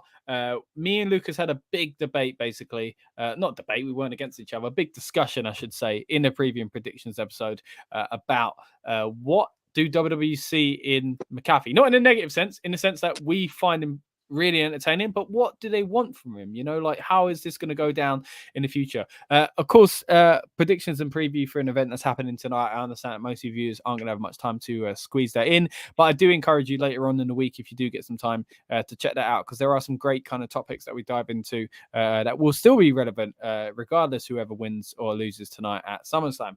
So give that a watch if you do get a chance. But yeah, basically, Lucas and I were saying that, yeah, McAfee, there we go, is a great performer. Don't know what they want from him. Is he going to come out every 6 months? Is he just going to be at the big pay-per-views, PLEs even? What do they want from this guy? He's a fantastic on the mic, fantastic on the commentary. You know, like, it feels like they're just trying to make the right shoe fit at the moment with him. It's like a reverse Taz, isn't he? He's a reverse Taz. Taz. But with that, Dan went for Corbin to win, and I've gone for McAfee to win. So Rob, I'll give you a go there, and then I'll tell you what Lucas said after that. Just quickly, Lucas, what did you say? Hey, that's not how it works. For those watching that have just joined us and also don't realize how it works, basically we predict every single one of these things. We have a table, as I mentioned earlier on. This is the graphic for the table so far. But one of us on this stream didn't show up and didn't send in his predictions. Unlike Dan, who didn't show up but at least sent in his predictions, Rob didn't bother. So now it's the time for Rob to do his. Now, sadly, me and Lucas are locked in, so that's why you'll hear us not change our mind or kind of finalize predictions here. Whereas Rob, luckily, conveniently, still gets a go. Go on. So, all right, before I make my decision, I'm just out of curiosity. You've made your decisions, right? Mm-hmm. Would you change your mind now? No, you got to answer first. No, I'm just that's for me to ask Lucas later, mate. Shut up, move on. Can I just out of curiosity, because I had someone in mind last week, and it's only been this week that I've really changed my mind. So that's why I just wondered, like, did you make your decision and you think, actually, I should have gone with the other guy, because I think Happy Corbin's going to win. And what, last week you thought Pat? And I thought Pat was going to win. Yeah. So like, what's changed that then? I think the Vince McMahon stuff. I really do. Like, I think this is going to be one of those times where you think, do you know what? If Logan's winning, Pat McAfee ain't going to win. See, for me, I was saying I thought he would because of the highlights for ESPN and but then if you say that, the highlights are going to be the same anyway. Because if Pat wins, it's like, oh, Pat beat WWE superstar. And he said Roman Reigns. But he works for the company. But then so Logan Paul, they both work for the company. And I just feel like if it was the other way round, Happy Corbin beat ex NFL superstar. It works both ways. Like, if you're going through like that kind of media, regardless of what you say, there's a promo there. It can still be used, yeah. But I mean, generally they want the babyface outsider to win these things, which is why I went for it. But as you just mentioned there, they both technically work for the company, and Pat is more embedded in it now anyway. So if anyone still gets the rub from the kind of, wait a minute, he's in the WWE and he just won a match, it's going to be Logan Paul more than Pat, because I think, Pat has been there for a while. So you could be right with that. But so you've changed your mind in the past week. And you're allowed to. Convenient, mate. Because if you was here last week, you wouldn't be able to. You'd be locked in like me and Lucas are. So look, I think Happy Corbin's going to win, but I think there's going to be, again, I don't want to keep using shenanigans because obviously we've said it before, but I think if there's anyone that can get away with it in this kind of like thing going on, it's this. Like, it's either Logan versus Miz or Happy Corbin versus Pat McAfee because of the match type. Now, granted, Logan Paul and Pat McAfee, when from an outside of WWE coming into it, have been absolutely phenomenal when they've been in the ring. Like, both guys put on a fantastic show. But I just think Pat could take a loss and then they could build this onto something. Like, what's the next big one? Survivor Series? I'm not saying it'll go that far, but imagine if you had Team Corbin versus Team McAfee. Mate, Clash. What are you talking about? Is it Clash? No, but then that's the next PLE. But I know what you're saying. Yeah. Like, if they wanted to push it, Big Four. If they wanted to push it to that, then that would be where they go with that. Not that it will stretch that far. I mean, I'll take it because it'll be interesting, but I just think the build is too good. you know what I mean? I just feel like normally when you have a good build and you think, oh well, the heel's done this and he's done this and he's done this, and the heel's got the upper hand every single time, then you're like, well, the face is winning. But I just don't believe this time that Pat McAfee's going to win. I think Happy Corbin's going to win. So you think this feud will continue? I think it's going to continue. This is what we were talking about the other day. Again, go back and check that out, guys. It's refreshing as well. After this, but we were like, is it a one and done, or does it continue? Does Pat have another match in a month's time, or does he just come back again for the Rumble and we're like, oh, of course, Pat, and then SummerSlam and WrestleMania comes up and it goes, big payday for Pat, he's wrestling, is that what it's going to be? Or is he going to eventually, do a reverse Taz like you mentioned? Is he going to become a full-time wrestler almost? It's Speaking of Taz, do you know what this does remind me of? Do you remember when Taz was going against Jim Ross? And then Jerry, this is again, we mentioned this on the predictions. We were like, this is like when Jerry Lawler just kind of stepped out of, because he got attacked and he was like, I ain't having it. It seems like the only thing you can really do with Pat is be like, if you're not going to make him full time, is that every 6 months he gets annoyed, like someone attacks him or he gets annoyed and saves someone. But as we said, if it come down to that, mate, every week there's going to be a wrestler going, didn't like what you said about me. You know what I mean? And attacking. So there's always a reason to go after. Every heel has a reason to go after Pat. It goes into the bigger problem that wrestling has, though, or WWE has, actually, more specifically. I think wrestling has it, but WWE obviously do more of it, is the fact that once you establish something can happen, it opens up the Pandora's box of, like, why has it not happened, like, previously? So if obviously, it's like when people attack the refs and stuff. It's like, or like when they've had certain matches where they've had, a second referee get involved. But it's like, why didn't that happen 2 weeks ago on this? You've opened that, because now you've opened up the possibility that it does exist, that you can have a second referee, and technically, authority figures, shouldn't they be watching all the matches anyway? So if there is a dodgy finish, they should be coming out every single match, not just the main angle, the main story they're trying to get across, and saying, well, actually, no, you've got to restart the match. But obviously we allow it because of storytelling. Like, obviously we want the different story outcomes and all that kind of stuff. But this is what happens, and that's what would happen in this scenario now that they're going to create. But this is one where I'd say, Triple H now being in charge, we'd see, like, is it Vince? Like, was it Vince that was kind of keeping Pat at that, announce desk, because of, again, the contractual agreements, obviously. I don't know. He beat him at WrestleMania. Box. Pardon, sorry? Vince beat him at Pat at WrestleMania. That's mad. But I know we was there for it, but not there. But we felt it. But I mean, we'd see, like, does Triple H see more value in Pat as a wrestler than Vince McMahon potentially did? I mean, it was Triple H. He would have used him against Adam Cole. Happy with just commentating and then wrestling every now and again. That's the other. That's the other. It's a good gig, man. It's a good gig to get. If you can get that. Yeah, I'd agree. He's got to work with Adam Cole. He's got to work with Austin Theory at WrestleMania, nonetheless. Baron Corbin. He's got to work with, like, some decent people. So why wouldn't he? And then just goes back to commentate on SmackDown every week, and that doesn't have to obviously. No. But the other thing you have too is that essentially, if he keeps having more matches and he keeps commentating, essentially he can have so many people that he's commentating on that he's had matches against, and that he's feuded with, that it becomes his commentary will start suffering because like Jerry Lawler and Brett, there was always that thing where he still kind of mentioned him years later, sort of thing. Like, imagine if everyone that comes out, he goes, oh, this guy. So it's something for them to potentially watch in the future. But I do think it'd be an impressive match. I think Corbin is low-key very underrated. Obviously, I think we did touch upon Scott, didn't we? We discussed, obviously, how he kind of just fitted in nicely into that upper mid-card spot of someone who, he's established. These wins and losses, just like with The Miz, really, don't really matter because he's kind of a consistent part of the program. But then it is because, like we say, he gets a lot of TV time, thrown his way. Something of note, just off this match, actually, for a second, is something, obviously, again, which I was trying to find it, but I've just found it. Something which, again, we were talking earlier about, obviously, potential changes we could see. now Vince McMahon's obviously out of the company, and obviously there was that weird report that came out, wasn't there, a couple of weeks back about WWE possibly looking to move to TV14.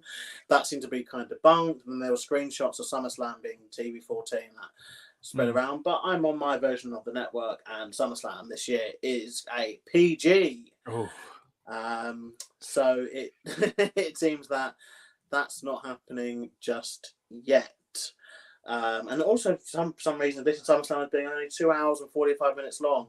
I would hope that is the case, but we kind of know it's not going to be the case. With obviously, it's 8 matches, not 9 matches. Well, it would be nice because we're getting up early to do a review, so it'd be nice if we got to bed at a decent time. On that note, actually, join us tomorrow for our recap and review. We will be doing it at 11 a.m. British summertime. That's 3 a.m. PT, 6 a.m. ET to those in the States. If you are from elsewhere, sorry, but figure that out for yourselves. So yeah, 3 a.m. If some of you are watching, is it Eastern? If you're up still at 3 a.m., come join us back. It'll be, pretty much still tonight for you. Technically, of course, it changes to the morning at midnight. We know how clocks work, but for us, it will definitely be the morning because we would have had a bit of a kip. But yeah, I'm just hoping we get more than 5 or so hours before we have to come back on here. You know what I might do? I might just stay awake and play FIFA. I've got stuff to do after. Yeah, I've got stuff to do. No way. No, mate. My eyes are bulging. I'm not sure if that's a good thing, man. Because you're potentially going to ruin this review, or you're going to make it a lot better. No, it's going to make it a lot better. I'll be delirious. Mate, I'm going to have to carry it. That's all right. You do anyway. You're too kind. Stop it. Do you know what? Putting that poster back up, the graphic that you put up of the SummerSlam picture. Yeah. Going back to when we was, I know it's a tangent, but going back to when we watched the 92 and the 2002. Yeah. How ugly is that logo? Like I was looking back and the new one. I was just looking back. I was like, I just don't like it. Like there's something about it. They've all gone really, man. Really. I don't like it. It doesn't fit SummerSlam for me. No, I like it. It's more like Old West. But I guess it's probably Nashville. It fits the whole theme, doesn't it? I think. I like it. I like the whole theme. Yeah, maybe not SummerSlam, but then again, we've had that star one for so long, so it's nice. Would you grow accustomed to it? But I think watching back old stuff and then watching the current stuff, and you just think, I don't like that. But to be fair, that SummerSlam's logo kind of ran its course as well. I loved it at this period, but I'm talking about there, but it ran its course in the end. Same as this one, this is pretty much the one I used early on. It's all great in hindsight looking back on it now, but like it definitely felt a bit outdated by the time they got rid of it. But yeah, definitely check those out if you haven't already. You've got plenty of time. You can watch it. It's on demand, guys.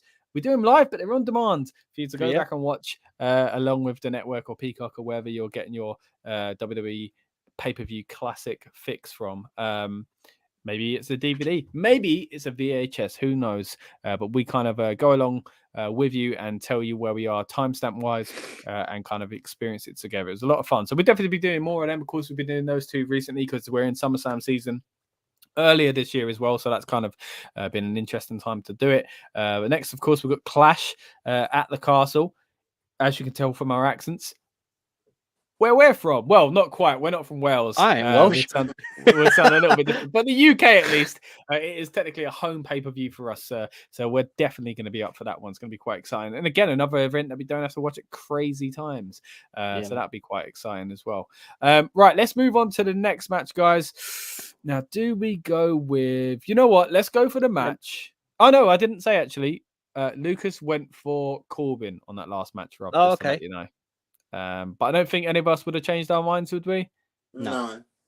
I mean, I changed it, but you know what I mean. Well, well, lucky you did. You son. All right. Anyway, let's move on to the match. Most recently added to this card. We've got Dominic and Rey, the Mysterios, versus the Judgment Day. I mean, this makes it look like a 5-way, doesn't it? In the middle. It's not, I guess Rhea's kind of smaller-ish. Yeah, but still. She's bigger than Rey. Yeah, well, okay. Right, anyway, point is, that match is coming up, the Judgment Day and the Mysterios. Now, this is actually going to bring up quite a few interesting topics, I think, right? So there's always the possibility of a turn for the Mysterios. I don't think that's coming here, but that always comes up in discussion. The Judgment Day, finally, they're getting kind of used again after having a month off, it felt like.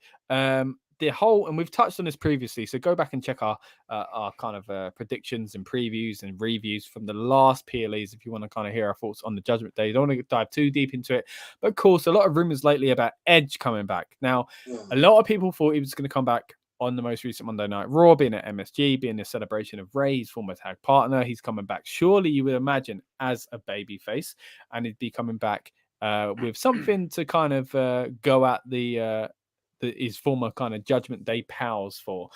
So there's that as well. Right. Yeah. So there's a lot to talk about here. We don't have the dice, but guess what we do have? I'll go. Oh, we've got Ronnie Storm. Ronnie Storm! But I haven't set him up. Did it? Ronnie's I you're back from his holiday. So we'll do it. Maybe we'll do it differently. How can we do this? Right. By sticking the swords in him. That's I don't know where the swords I'll go first. I'll happily go first. All right, you go first. Yeah. Ronnie's dictated it. Ronnie Storm decides. Yeah. Rob's going first. It's nice you used to go first after having the kind of upper hand for every other match, mate. Stop it. It's all right. So all these people that are tuning in have no idea why we've called him Ronnie Storm. They have probably if they've never tuned in before, he's our mascot. A lot like Danny's, but he's not here at the moment. Yeah, he's only the mascot on the build-up show. He only makes appearances on build-up shows. These shows are different. What was that, Lucas? The part-timer. He's a part-time. He's a Hollywood A-lister that we pay every now and then to just come in. But yeah, it's these build-up shows, as you can tell, viewer, way more relaxed. You know, don't get me wrong, our recap and reviews are fun. Our watch-alongs are great. Watch-alongs are kind of like the build-up. But what was that? Everything we do here is fun. You know? It's all fun, exactly. But this is super relaxed. We allow people like Ronnie to show up and take the shine. Take the shine. Of course. But we didn't explain it further. First appearance of Ronnie Storm, of course, was the Pirate Theme WrestleMania. The second one, because the first one didn't see anyone go to it. And what happened that night, everyone? There was a storm. There was. Yeah. There we go. And that's where it comes Ronnie from. Storm sounds similar to a wrestler that we used to love here in the UK, still do as well. Johnny Storm. Do you know what? Speaking of Johnny Storm, I was going through before I make my prediction. I was going through some of my old like comic books and all that sort of stuff, right? Oh yeah. And weirdly enough, I had a picture of me and Johnny Storm. I don't know what event it was. I have no idea what show it was, right? And this is how old it was. It shows my age. It's on a Polaroid. Mate, I think I did the same. And he signed it. He signed it. The sign it. He's like the signature's still faint. But dude, I'd love to meet him again and just recreate that photo. Obviously not the same height, but I met him at a show at York Hall, and I think I got a Polaroid. He had a title. It took a bit, but I also how long ago it was. He had hair. Yeah, long hair. Yeah. But he's got hair again now. Actually, has he? Last time I saw him, he had really short hair. I saw him in a match. Went to ROH match at York Hall again. Amazing match. Him and Jody Fleisch versus the Young Bucks. Fantastic. My goodness. Mate. Like, it was so good. It was only about 4 years ago now. Did a review for it at rebnoise.com. So check it out if you haven't already. But great match. They honestly, they don't age, Johnny and Jody. Yeah. Just want to kind of shine some light on Storm and Fleisch, man. Because I know a lot of our American fans, especially, the big American fans that have been watching for a while, would have seen him in, Ring of Honor, even little flashes in TNA in the early days. But trust me, if you haven't seen much of Johnny Storm or Jody Fleisch, that was like 10 years into into their careers, like 10 years into their career, you know what I mean? By that point, they had already done a lot of the bigger shows over here. Early FWA stuff was, my goodness. It's just a shame, obviously, that stuff's kind of lost to time, isn't it? Because it was before, obviously, a lot of what we have now, we take for granted now. Obviously, everything is filmed, even smaller shows. And obviously, WWE themselves teaming up with small promotions to broadcast their events or show certain bits and pieces of indie wrestling, as they call it, on the network. And we're taking for granted, I guess, that we have that option. But obviously back then it was unless you were physically there, it was very hard to get hold of things. Maybe you could buy a VHS or a DVD afterwards to an event. Maybe 6. But that still took like 6 months to come down, didn't it? Yeah. And then obviously, if it wasn't filmed, then that was it. Just read about it online. In a moment, man. Closed about 15 pop-ups and then finally read about it. So quick get to a comment here from Marcus, who says, who will win, Brock Lesnar or Roman Reigns? Now, we're going to get to that match in a moment, Marcus. Don't you worry. We are predicting all of the matches here tonight. But the one we're moving on to just now is going to be the Judgment Day versus the Mysterios. And Rob, you are up first because you are so kind. Go on, Rob. Stop it. Give us the advantage. Stop trying to flatter me. I'll tell you what. I'll give you a little nugget as well of information. Because I'm very giving like that. Oh, take that, steady. So apparently, there's rumors floating in the surface. Yeah, you love this. Apparently, both Edge and Undertaker are backstage at the event and have been seen within the last hour. Mate, Undertaker better be there to just shake some hands backstage. I don't want him, unless he comes out just to choke slam someone. I don't know. We've kind of touched on this before, by the way. We've got a great on our Facebook, facebook.com/RebNoise, REBNOISE. If you want to kind of check our thoughts and opinion on that retirement segment they did at Survivor Series back in the Thunderdome era of the Undertaker, and why this has to be the end, and why it was weird how they promoted it the way they did, as if he was never going to come out and chokeslam someone. I'm all up for that. Come out, chokeslam on Tombstone and Last Ride, fine, but no match. But don't. Why did Kane come out in his gimmick? That's still confusing me. Oh yeah. Anyway, go back and watch that if you want to dig deep into our thoughts on the Undertaker's retirement. That was. Mate, we can literally. I think in a few years' time, we should do a kind of, pandemic era retrospective where we just look back. Basically, the Thunderdome era was an era, wasn't it? It was an official era. That's when we started. That's when we started this podcast on the main Rebellious Noise channel. We started with Money in the Bank. So the second PLE pay-per-view, as it would have been then, to be done within lockdown kind of circumstances. So wild. Anyway, back to the present day. We'll talk about the Judgment Day. Hold on. Well, you know the deal. Thanks for coming back. You know the deal. Always great to hear your comments. Really do appreciate. Judgment Day needs to win. Squash match. Dom turns on Ray. Here it is. I told you there'd be a Dom turning on Ray kind of discussion at some point, and steals his mask before the bell rings. That's very specific. Quick beatdown of Ray, and that's that. Flipping it. Could you imagine? Well, what a way to do it. Well, I mean, look, I would take a Dom heel turn. However, if it's going to be a case of a mask being taken in that moment, then I feel like we need Dom as a face, because I think that's literally a passing of a torch like that. Yeah, that is a moment where like you don't just want to do that, and it's like a quick rush of something and it's ruined. That's a moment that will be like cemented in time. Yeah, the only way they could do it is if they kind of make a joke out of it. But then eventually, if you want to do that storyline where they pass the torch with the mask, you can't go, oh my gosh, what an honor, when you've already spat all over. Well, you already done it. Exactly. The only way you could do it is if it was like, remember when Kane's mask was on X-Pac when it's in the NWO. That's the best way to do it. But I don't think they should do that. But no. Go on. Anyway, some of that, if you know the deal, like maybe it could happen. I don't think it's going to be a squash match, but there's a lot of it stuff could happen. However, before I had this announcement of Edge being backstage, obviously we spoke on possibly him being there at MSG, and then I read that there was flight issues, so we couldn't get there, so they pulled it. There was no promo for it. Not saying that they could reshoot a promo in time, but this WWE, they could reshoot a promo and get everything done within 45 minutes if they needed to. Like they have people working around the clock for promos and this sort of stuff. And the ones they've done, mixing a little bit in would be great. So I reckon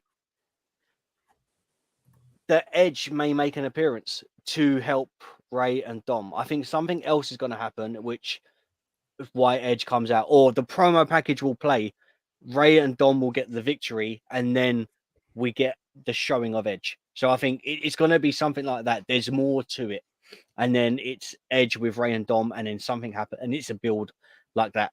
But yeah, like if Dom turned heel, because it had to be a case of like, if you see Raw or SmackDown, I can't remember, it's Raw, wasn't it? Yeah. Is it Raw? They're on Raw, yeah. I was trying to think then. Yeah, like when they've done the promo packages and stuff like that, and then the Judgment Day had Dom, and he was like, I'll join the Judgment. It was because it was for Ray. Like it was because he didn't want anything to happen to Ray, with the 20th anniversary show and all that sort of stuff, which was great, by the way, for Ray. Fantastic 20 years in WWE. But yeah, I don't know, man. I don't know what Ray they're gonna go, and sometimes that's what I enjoyed. That's why I said to you, like at the beginning of doing this, like this stream, I'm excited because I don't know what's going to happen because of the way the twists and turns that they've done, especially with this feud. If Dom does turn on Ray, what a moment for Ray, for Dom. because that shows that he's not just a Mysterio. Mm. However, I don't think they're going to do it because it's Ray and it's the 20th year, and I think they're going to build something else. And if they're going to do that, then what it'd be Eddie. I'm sorry, it'd be like they've done the Eddie stuff before, and with Ray, and kind of crapped on him about that. So we'd have Edge and Rey Mysterio versus all of the Judgment Day. Like it's a 2-on-3. Like it just there's something that just doesn't fit. So I'm really torn about what's going to happen. I just feel like it makes it safer for them to do Ray to win and Ray and Dom to win, or Los Mysterios to win, and then the next thing. That's what on their t-shirt. That's what they've got. Los Mysterios. Really? Okay. Yeah. And I just think if they're bringing out new merch, then hey, there's got to be something. Speaking of, if you haven't had the chance, not that I like to plug them, but Ray's signature championship that they've done for him for 23 years is beautiful. We were talking about it on the last SummerSlam, so that looks beautiful. But I reckon it's going to be Dom and Ray winning, but there's going to be some sort of shenanigans, like a promo package or something like that, that distracts the Judgment Day, and then Edge makes an appearance. Okay, right. So with that, I'll quickly mention Dan's prediction that he sent in to me. He's predicting that the Mysterios also beat the Judgment Day. So that's what you've gone with, isn't it, Rob? That Mysterios will beat Judgment Day. Yeah. He's gone with the same. He hasn't bonus pointed it. He hasn't mentioned whether or not. He has. He said with the help of Edge, but no bonus point. He's not willing to go that deep with it. Similar kind of lines to what you're thinking there. Quickly before we move on as well, another comment from You Know the Deal. Speculation here. My buddy said they just played the Fiend's music while testing the sound at SummerSlam. Really? I mean, I know we've had things like that before, especially with that cancelled Victoria return at the Rumble. But if there's anyone pressed the wrong button, testing, maybe not him. I don't know. Strange, but hey, it is a possibility tonight. We could see. That's always the rumor, of course, especially with everything that's gone on with this promo video in the first place. Since it first showed at Money in the Bank, there was rumors at first that people thought it was Bray, and we went in deep on this, and check that out on the channel as well. We went in deep discussing what it could mean, and if it is Edge, why are they doing it? What is it going to be when Edge comes back? How's it going to work? So what we do now, of course, we move on to either me or Lucas, right? And Lucas, Rob, because I haven't got the swords, right? I'm gonna twist Ronnie's face, right? Mm-hmm. And if it lands on me, I'll go first. If it lands on Lucas, he'll go first. I'm gonna have my eyes closed, right? I'm gonna show it off screen, and I'm gonna have you, Rob. You're gonna tell me when to stop, okay? Yeah, go on. So I'm not gonna look either, right? All right. Actually, I'm also gonna turn it like this, so I don't know which way it is already. Ronnie, don't put me down, right? Don't let me down even. Yeah. All right. Tell me when to stop. Go. Lucas, I just keep letting him spin it. No, come on, man. I got to keep my eyes closed. Stop. This is annoying. Stop. Okay. Who's it facing? Lucas. Lucas, you're first, mate. Thanks, Rob. Okay. So, yeah. That was gripping, wasn't it? Yeah. That will never happen again. But guys, what are you talking about, mate? What are you talking about? Ronnie, you did well. Don't listen to Lucas. This is why you're going first, mate. Here's what I think. I think that the Judgment Day has desperately been kind of failing, I think, since they decided to do the turn on Edge. I think the problem you kind of have is when you turn someone, the next thing they do has to be big. And the next thing the Judgment Day did was not. And and then obviously leaving them off, obviously, the Money in the Bank event last month. They could have even had like one of them in the briefcase match, for example, to at least show that they're still a thing. I just feel a bit like, it's just a bit of a flop. And it's tied in with this Mysterios thing. I think obviously the first comment, there's a lot to unpack in that. A lot of it's speculation, but a lot of it is. It feels like the way that first comment, this one, there's a lot on there. So there's going to be a turn, and it's a squash, and there's a mask still, and there's a beatdown, like all within one kind of thing. I think this match is more simple than that. I mean, that's pretty simple. It's all within a minute. I honestly, I think maybe we might not even see Edge. You know, I think it's just going to be a win for the Mysterios, and that's that. Like, I think the moment, again, WWE is about moments, isn't it?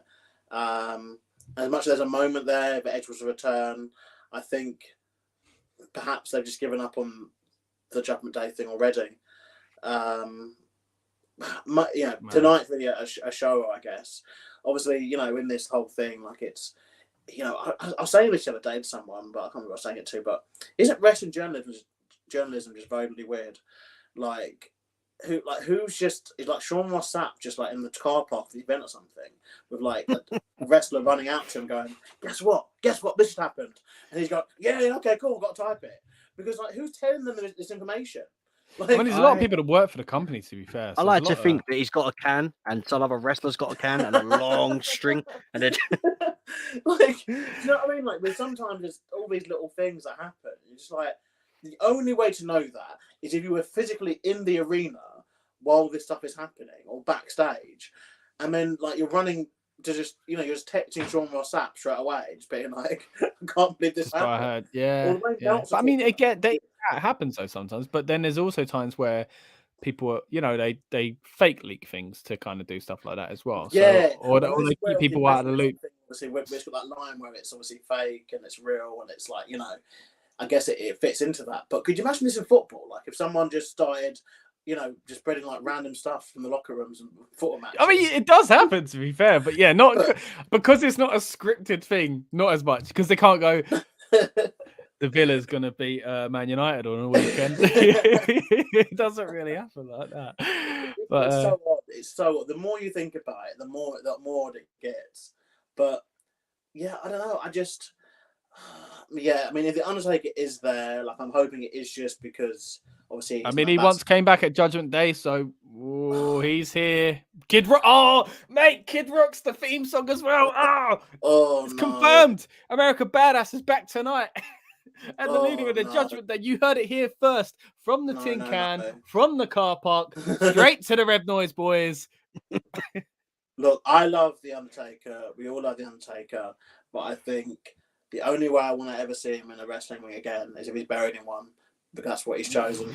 Like, I think it's just that makes it sound like you want him to die, mate. Be careful what you're saying there. Every time with WWE, like with the Undertaker, people are going to be like, "Oh, but he's going to come back because of this, because it's Judgment Day." You know, he returned to a day 25 years ago. Yeah. Or, oh, it's Hell in a Cell, of course he's going to make an appearance. Oh, it's WrestleMania, so he's got to show up. Oh, it's in Texas. Like, no, he is retired. He does not do this anymore. Like, that's why he retired. If he still wanted to do this, which, you know, as we've seen from the last few years, he wasn't really able to do it, then he wouldn't have retired. Like, he would have said, oh, I'm not going to retire, but I'm going to just damage myself and get more injured. It took him a lot to get to that point in the first place. Yeah, exactly. I just think as wrestling or WWE fans, we hold on to too much of this. You know, this thing has to happen because of this. When it says no, the guy is retired, but WWE will still go to Texas. They will still have WrestleMania events. And he'll still be backstage. Survivor Series and all this kind of stuff that he was famous. And I guess it shows he's done so much in the company, but he is not, as far as we need to be concerned, like, he is not an active wrestler. He's not need to have an entrance anymore. He's not need to chokeslam anyone. He's not need to feud with anyone or talk about anyone. Like, he can do whatever he wants to do outside the company, and, you know, tell his stories from the yesteryear. But he does not need to have any active participation in any part of the product, as far as I'm concerned. I know the only way would for me is like a WrestleMania moment, like when The Rock had a quick moment, or Hogan come out to help Eugene against Muhammad Hassan, like that kind of thing where it fits the character of, you know, like, let's say the Wyatt family in their peak, they're already established, so you wouldn't think Taker's back to fight the Wyatt family and be in the feud. You'd go, this makes sense because they're kind of similar characters. He's back to go, you know what, I've still got one chokeslam in me. You're being horrible. I like this guy. Boom, light and save someone. But it's never going to be a feud. Even then, Scott, though, there's been 38 WrestleMania events. The Undertaker has been involved with 25 of them. You can just go back and watch any of those 25 anytime you want on the WWE Network or on Peacock. Like, he doesn't need to be at WrestleMania 40 because it's the 40th anniversary or whatever. Sorry, it's 40th WrestleMania, not anniversary. Yeah. Unlike when they said 25, yeah. Let's not fall into that mistake. Like, you know, he doesn't need to do that. Like, I just think it's a case of just let it be done. And I think, to be fair, his retirement and obviously other retirement we're going to see in the next sort of, 5 or 10 years, we have to imagine. At the moment, they are showing a marquee match on the network. They're showing the excellent encounter from SummerSlam 2016 between John Cena and AJ Styles. We have got to imagine that both of these lads are going to be looking at the retirement kind of announcements within the next 5 or 10 years. But when they're done, would it be a case of like, oh, because they're in Boston, Cena's got to come out? Like, no, he's done. Yeah, these things work if the person's coming back or is available, then they go, you know what, hold off 2 weeks because we're in Chicago, like Punk with the whole, he signed just in time for that mega version of not Dynamite, what's the other one, Rampage or whatever it is. Is it? Yeah. Right. Anyway, so that kind of makes sense. So it's like if they're coming back, like if Bayley's on her way back, and it's like, oh, should we bring her back tonight at Hell in a Cell? We've got SummerSlam next month. Let's do that. Oh, that makes sense. Like if it's going to be like that, then it makes sense. But like just because it's that event shouldn't mean, like you say, Cena's coming back, Taker's coming back, such and such is going to happen. Like. Yeah, like I get what you mean. Like fans need to get away from that. If it's likely that person's coming back, and it seems that way with Edge, ironically, we'll kind of bring it back round to that. Then yeah, you can speculate that. Like in Bayley, like Bayley's gonna come back, so you go SummerSlam. This kind of makes sense. It's the big one in the summer, like. But yeah, there's no need to be saying like Hardcore Holly's coming out because they're in like Alabama. I think going back to our thing though, I do think this will be one where this match is incredible. It will be one where we will see potentially more confidence in this and more kind of structure around these returns. I think obviously it felt very much like when Vince was running things that stuff was changing like that. Like just even recently, this whole maximum male models thing has now changed from obviously having LA Knight in it to having the other woman, I can't remember her name now. She's now called Maxine Dupree. I think she had a name before that. But that's just because Vince felt he was rubbing. I remember always talking about Vince feels this person's running people the wrong way, or this person is going to developmental, and everything being so like snappish like that. Like I think that will change. I think people now will only kind of come into the product at the time that is right. And that there'll be a bigger kind of plan and transparency with the talent. So potentially, again, with Edge obviously not appearing on Raw, like it is a case of maybe, he might be exiting this story because Triple H does not think this is right for him. And so he said, you know what? We're just going to go ahead at SummerSlam, have the Mysterios over, even if we have the Judgment Day over, but we're going to have it without you. Have it without you because at the end of the day, the show sold tickets now. Like, not like anyone's going to, like, can't get a refund now, it's too late. Like, yeah. And it won't advertise, maybe they've got new plans for him and stuff like that. They've got a stacked card elsewhere, and there's something like the match we need to talk about very soon, obviously.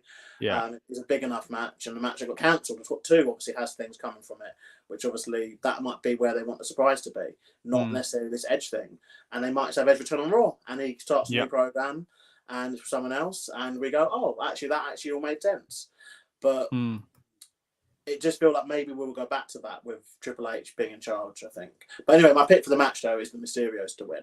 And low-key, that's what I want to happen to, I think. It's been a long time since Mysterios really got a good deal, I think, on the pay-per-views. I can't remember the last time they even won a match. So I think it'd be a good... Yeah, they were kind of not used for a while, weren't they? So yeah, I think, can we just say how incredible Ray is? Doing all right. I know Jarrett gets a lot of praise, obviously, for being able to reinvent himself and having so many of amazing moments in various companies over now over 30 years. But Ray's up there too. Like he's just he's not as fast as he was 35 years ago when he debuted. Well, there's a time when he dipped and he came back up though. Yeah, he does stuff still that my brain can't comprehend, and I love him for it. And he will be sorely missed when he decides that he's going to obviously retire at some point. Because another one, I guess, in the next 5 or 10 years, he will say, look, sorry, I'm not going to do this anymore. This is it, yeah. People are going to say, oh, they're in San Diego. Rey Mysterio's coming back tonight. No. That's a good point. Yeah, or this guy's been wearing a mask, so they're going to come back. Yeah, or Jim Officer's mask. Yeah, no, I get you. Right. So, am I right in thinking that well, obviously I haven't gone yet, but Dan went for Mysterios. Rob, you went for Mysterios as well. Mm-hmm. Rob. Okay, and Lucas went for the Mysterios as well. Right. Okay. Right. So the first thing I want to touch on is Edge, right? Because for me, that's what kind of could sway this match, right? So the obvious thing is that, as we mentioned, rumors that he was meant to be coming back on Raw. It looks pretty certain that all these kind of things now were supposed to be kind of hyping Edge. But as we did mention when we spoke about it after Money in the Bank, and if you want to just watch that segment, we've kind of made a clip out of it on this channel as well. If you want to hear our thoughts, because even though it's become more obvious that it looks like it's Edge, I think a lot of the points that me and Lucas were going through at the time are still valid. So, yeah, as in, why are they doing this? After what happened with Judgment Day, the rumors about him being like, this isn't what I envisioned for it. Take me out of the group. You can go do your spooky stuff without me, right? But then it's like he had put a lot of commitment into changing the theme, changing his hair, changing his gimmick, turning heel, and being a bit of a dark, mystical, I like metal music type character. That's basically what it was. And they turned it into dark, mystical, bit of a light metal, but that's not why I dress like this. I dress like this because I'm spooky. And apparently he didn't want to be a part of that. So he stepped back just as they had only just started building with Rhea. Sad time to do it. Looked like it was going somewhere. Finn turns. I thought the turn, and I've said this before, I thought the turn was really exciting because it was like, wow, okay, this ain't what was expected. So where are we going? And as you mentioned earlier on, Lucas, nowhere. Nothing came of it, right? Now, the thing is, he's going to come back. He's got a natural enemy, the old group he went after. But he's not going to, in my opinion, he ain't giving up on certain things. Like, he's just changed his theme song. Like, he's just changed his hair. He's just changed the way he dresses. And then even in these promos, he's still quite dark and mysterious. People say, yeah, it's quite similar to the early Edge stuff. But that was kind of like, I'm running around in New York and all this kind of stuff. I'm throwing trash cans in the subway and whatever it was. They're similar in some sense. But he's still walking around with these big old boots and stuff like that, which he weren't doing as young Edge. This is like, I'm into metal Edge. Like, it's the best way to describe it, right? So if he's coming back, of course, the natural thing to do, and everybody thought he's coming back at Mysterios. That was the rumor. He's going to help Rey. They were a tag team. It's Rey's anniversary. He's going to come back as a babyface. But for me, I feel that it's kind of a lot to let go of. So this is where I might get a little bit controversial with it, guys. I think that Edge is coming back, and it's going to look like he's going to help the Mysterios, but he's going to rejoin the Judgment Day. Ooh. And all this, yes, is going to feel like it was for nothing. And I do believe that they did intentionally move him away from it. But I feel like in that time, because they've done nothing with the Judgment Day, and because it's obvious for him to come back and fight the Judgment Day, and it will be a hole in the story, don't get me wrong. But I think it's going to be a damage limitation thing where they go, you know what, Edge? And Edge goes to them, look, this is the character I was building. Why are we going to throw it away? I can't come back and be, you think you know me, Metalingus, Hall of Famer type rated R superstar. I can't come back and do that. And that is not what these promo videos are. They are not leaning towards that. So I think he's coming back dark and gritty. And you can't come back dark and gritty and face your dark and gritty group. It doesn't make sense. Like, he needs to be. I think him turning heel was a big deal. And I think he's going to have to come back as a heel. So I think he might come back seeming like he's a face. And again, it will be a flaw in what's come previous. But they changed their mind on it before. What's to stop them go back into, because it hasn't exactly gone spooky, has it? So maybe they took them away from the TV and the product to say, look, Edge, we're not going to go with it. We are going to bring it back that round to what you wanted. And how about we put you back in it now? And I think maybe that's where we're going with it. Now, I weren't thinking that way the other day. But something about it's just made me think, hold on. Yeah, you're right. They did put a lot of stock in this Edge turn. So, yeah. And it kind of solves the problem that I said, when we first kind of spoke about the vignette. Like, it doesn't fit rated R superstar babyface Edge. doesn't fit. Now, the other side of it is that Edge is just, again, like he likes this kind of vision, he likes this kind of music, and probably sees a way that he could align that with a babyface run. But I don't, like you say, it's a lot of stock in it, man. So I'd rather see that. I'd rather see him go back to Judgment Day and make a thing of it. Because one would think that they obviously only did the turn also at that time because Cody and Randy were both injured and it set up obviously a babyface challenger for Roman. But then I guess they all sat there and went, like, Things we changed. But we've already done that. Yeah. And what would be the different kind of angle we can set it on this year, other than it just being, oh, it was a year ago, like, let's do it again. And so he was coming back, as I mentioned the other day as well, when we first spoke about, like the other month, sorry. If this was 6 months' time and he was coming, but he ain't having 6 months out, is he? He's had about 6 weeks out. Do you know what I mean? You don't come back and it doesn't make any sense for me. It's still too fresh. Everything he's just done. Like, it doesn't make sense, don't get me wrong, for the way they switched it up anyway. Like, but it didn't make sense turning babyface. But they just did it. And I think they panicked and now they've gone, screw it. Let's just get rid of that. Because it didn't make sense then. So why do you need to make it make sense now? And if anything, we can get a fun return and a turn out of it and go back to the original plan. Because surely Edge wanted the Judgment Day thing to work. So if they've talked him round, it makes sense. I don't know, man. It's weird, isn't it? Like we were saying, like 1 minute they want to do the spooky stuff. Edge didn't want to do it, so they backed away again. And I'm assuming the spooky stuff, I guess, was Vince's idea. He liked that sort of stuff with Bray, with Taker, Kane, to name a few. Edge didn't like it, so he backed away. Obviously, that resulted in him being kicked out of Judgment Day. Now Vince has gone.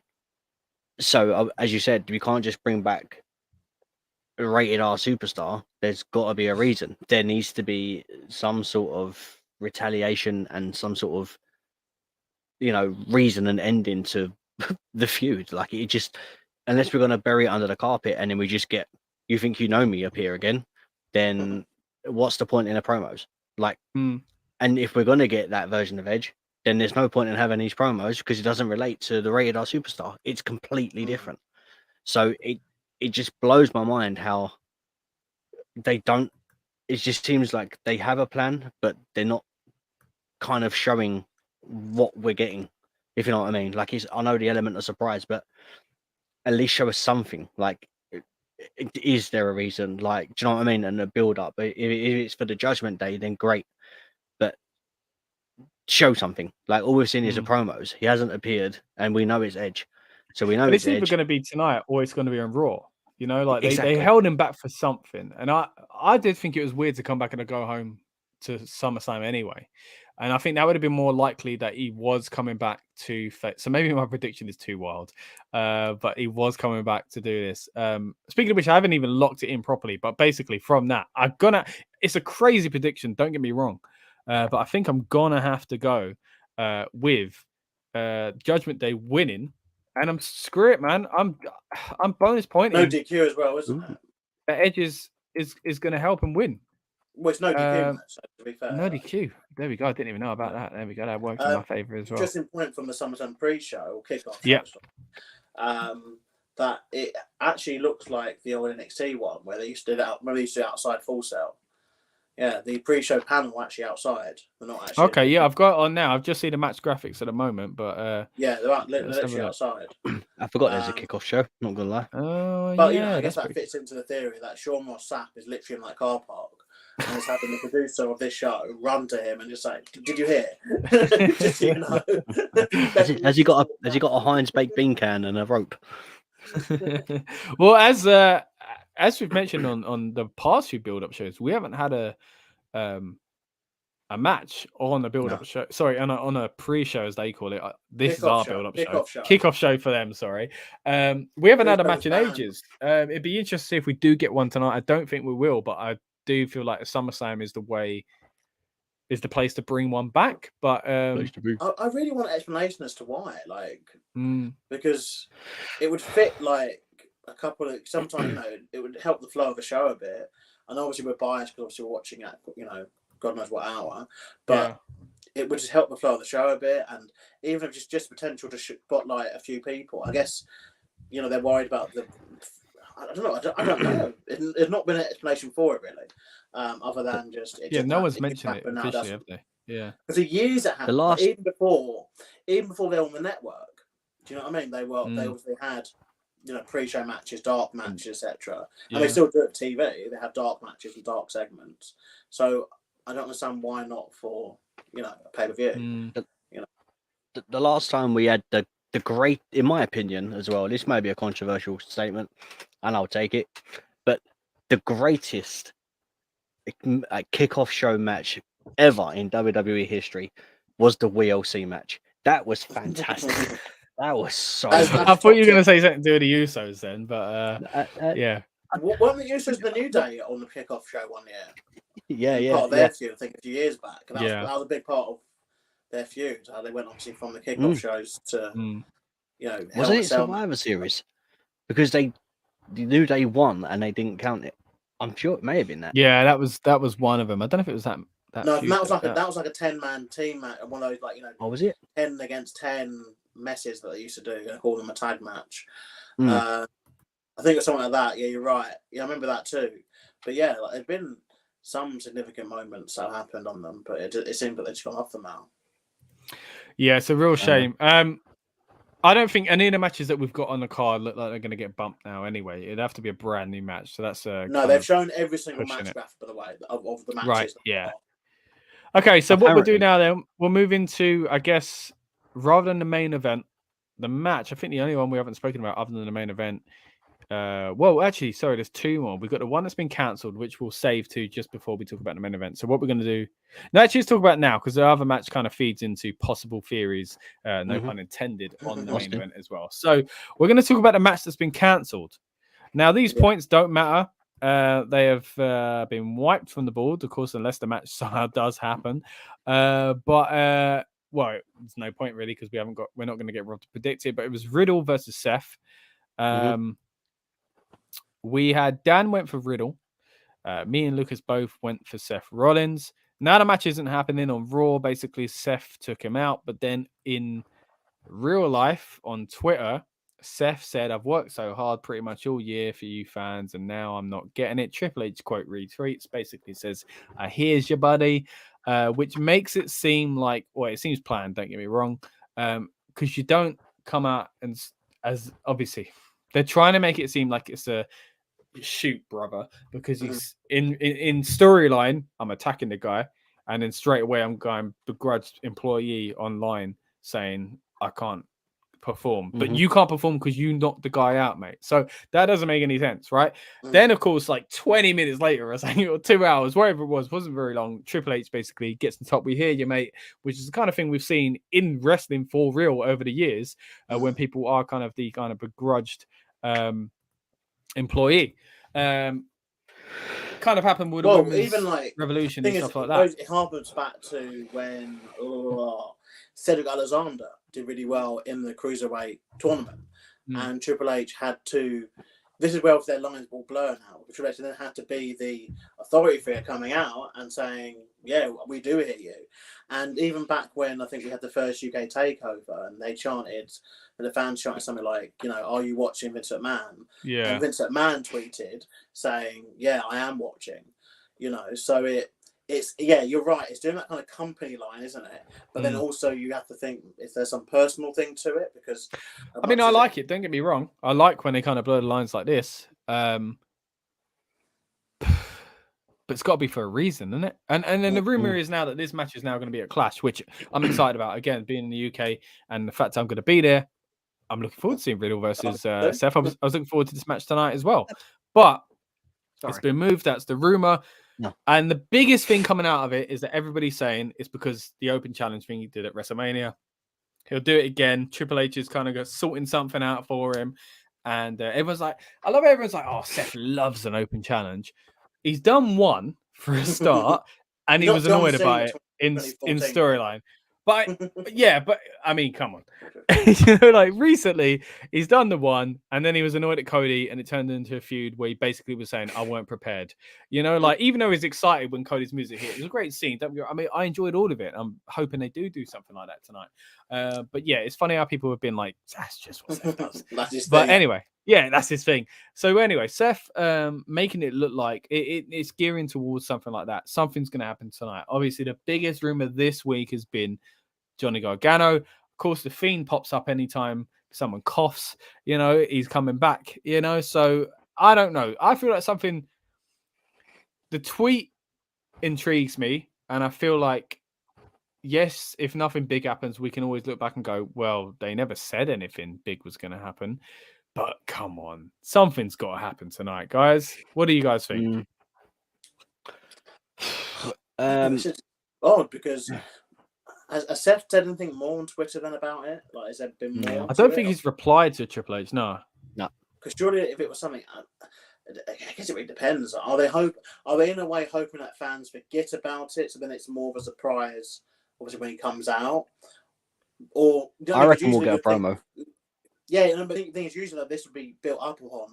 Maybe there's something they announced. Like it was at Mania going, I don't have a match. Yeah. He's kind of said the same sort of thing. You know what? I feel sorry for Riddle as well, because even though I feel like what Seth said was meant to be a shoot, but is a work, basically going to use all those terms, to be like, oh, I worked so hard. Like, that's legitimately happened now for Riddle. If Seth does get this match and it's a moment, Riddle legitimately has actually lost out on a match through a creative decision. That has actually happened. And this ain't like a few years ago, again, ironically with Seth, we talked about Roman Brock. Remember at 31, no one wanted either one of them to win. They booked themselves into a corner fantastically. They got themselves out of it with Seth Rollins. This isn't one of those matches. No one was going, Seth versus Riddle. If anything, I was excited about it because years ago, Seth said he'd never worked with a man. So I was excited to see what they were going to do. So it's a strange one to go, you know what? This is the symbol of me taking over. Screw that up. Riddle's going on the shelf. Seth, you're facing my NXT darling who's coming back out of contract, Gargano, for example. It's a strange thing to do to Riddle. So, like, Riddle has actually lost out. Gone straight for it being Gargano as well, like. Yeah, and I kind of understand why, because I guess because he's the biggest, I guess, profile out of contract, really, and like Bray and Braun and yeah, but he fits that kind of Triple H could have kept me if he was still the boss type thing, doesn't he? Yeah, I get that, but wait, hold on. SummerSlam looks fantastic, by the way. Just seeing the shot on the kickoff show here, my goodness, it feels like a Mania. I'm suddenly way more excited for this event now that I've just seen that. Flipping heck. But yeah, I don't know. It is very odd. But I guess again, I'm maybe thinking they're going to mention something on this kickoff show about it. But I kind of feel if they don't, then why would Rollins come? Is Rollins still going to come out? I don't know. I mean, personally, I hope it's not Gargano. I'd prefer it to be like Dolph or just someone that's on the main roster already, I guess. But so this is what actually Dan said. Actually, that he thought it'd be Dolph. He didn't want a bonus point. I said, "Don't worry, we're not going to predict this match anyway because it's because we are obviously debating it. But there's no point putting points onto this or anything like that." But he said that he thinks Dolph. I was actually shocked when Dan told me Dolph because I was like, "Why?" Like I think as much as Dolph, and we said it before, utility guy, great, can fit in anywhere. Why would you take Riddle out of it to give people Dolph? When the fans have probably done it themselves as their own fault, thinking Gargano, but it doesn't make any sense for Dolph for me. Do you? No, I think Dolph makes perfect sense because I think Riddle's already had his shot at Reigns, and the whole plan here is essentially to establish a new babyface that could challenge Reigns. Having them beat Rollins is a smart idea, and because they've already done Riddle, that might be the reason why they're thinking, okay, let's go to Dolph. But Gargano, the problem is, Gargano, he's miles away from facing Reigns, let's be real. Yeah. I don't think that's what this feud is for, though. Do you? Well, not necessarily, but I think they need, if obviously the long, I think there is a goal. By proxy, it kind of does that sort of thing. Yeah, because they need that spot. They need that spot filled. Right. And they won't for some reason, let it be Lashley, even though he's already kind of made for that spot. So here's where we're at. But I'm kind of on the thing of thinking we're not going to get anything because it's already 8 matches. I can't see them cutting anything else for it. The match they replaced it with as well. I mean, unless that match doesn't happen. I thought it was always going that way. Though it was a big feud. I just felt like when we did the predictions last week that was about to be announced anyway. But whatever show they had planned, like I don't know, I really can't read it. But for me, I would have preferred. I mean, if it is just a way for them to delay it till Clash, I would have preferred the match not to have been announced. But it feels very odd. This whole why though? Like, unless they feel like the Clash thing's going to be under star powered. But yeah, go on, Rob. What are you going to say, mate? Sorry, man. I just think with the way we've got Seth at the moment, I think it'll be a mind game sort of thing. So I reckon he'll come out. Not he'll have someone like Riddle dressed up. I mean, that would be fantastic. But I can see a sort of promo. You know, I normally hate them, but for some reason, if Seth done it at this moment in time, I think it'd be great. But he comes out, brings a ref with him, cuts a promo, and says if he doesn't show up, then by default I win this match. And then that just feels like you're waiting for someone to come out. I think that's even more of a letdown. I think the other way it could work, what I thought you were going to say there, is that Seth plays into the whole kind of wink, wink, nudge, nudge behind the scenes stuff. And goes, possibly. Someone come out and no one does, and he laughs and goes, "I played you all," and leaves, and that just really heals him up. But, yeah, that's the sort of thing I expect, though. Like, yeah, I expect, if nothing else, a promo from Seth bigging himself up with the fact that Riddle's not there to compete. Like, that needs to happen, and because he's playing this doesn't align with what he said on Twitter. That's the problem. No, and I think that is a work what he's done on Twitter. Maybe I don't know. Maybe he has a backstage. Maybe he's genuinely annoyed. Yeah, like I don't know, like. Maybe it is real. I guess I don't know why I've gone straight into work zone. It just doesn't because they do real. So much of us, I guess, isn't it? They tone a lot, mate. And because what if he started complaining about the injury? The past couple of years, we've been used to it kind of being so lastminute.com with scripts being written and screwed up, and then people getting released and all this kind of stuff for so long. We've kind of lost reason of how a normal kind of wrestling promotion works from them, in a nice possible way, because it legitimately during those times it was very much this person could be the next WWE champion, could be push of the moon, could be sent back to NXT, or could be released. Those those options were all possible for certain people.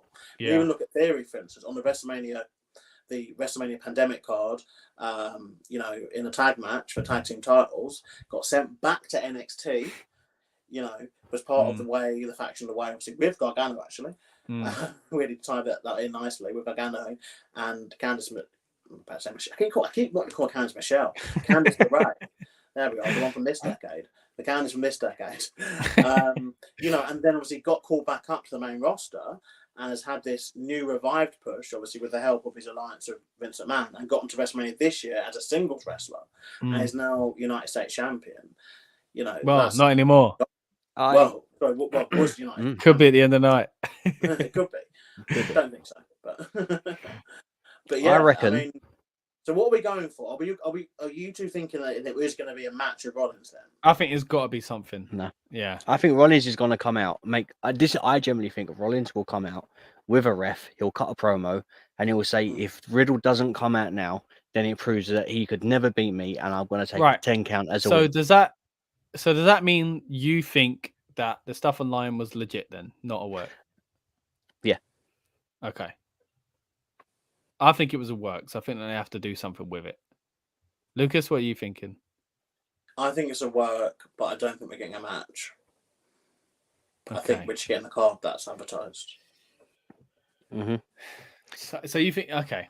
Strange. I reckon we'll find out that information the same time we find out that information about why Charlotte was pinned on NXT. Do you remember that? You have brought that back. That is an old school reference to the podcast there. What was it? Triple H said it'd all come clear someday, sort of thing. Yeah, right. Yeah. We never ever found out. NXT in your house. If you want to see our review for that back in the day, the one with Charlotte Flair on against Rhea Ripley, and who was the other one in the match? Was NXT, I think. Who was it? Rhea, Charlotte, Shotzi? No, Io Shirai. No. Charlotte Flair and Rhea Ripley, yeah. Ripley, yeah. Excellent triple threat match, by the way. It was a great match, don't get me wrong, yeah. Anyway, so that's the whole kind of speculation on Seth Rollins. Let's move into matches that are officially going to happen, and these ones tie up well together, so that's what we're going to do them one by one next to each other. Of course, we've got the United States Championship with the challenger, the former champion again in Theory, facing off against Bobby Lashley, the man that definitely could be in the top kind of position in the company as a babyface, but they're not doing it at the moment, which is why, with my prediction, I'll give you my one first, Rob. Mm-hmm. I said that Lashley was going to win because I think it would be silly to take a step backwards on Lashley. I'll be very fair on you now. Dan also said Lashley. Lucas also said Lashley. But I see we even go out on the day. We was taking some of the comments on the day as well. A lot of interesting things. And after it as well, after the live broadcast, a few comments saying as well that Theory could potentially come out of this as a triple champion.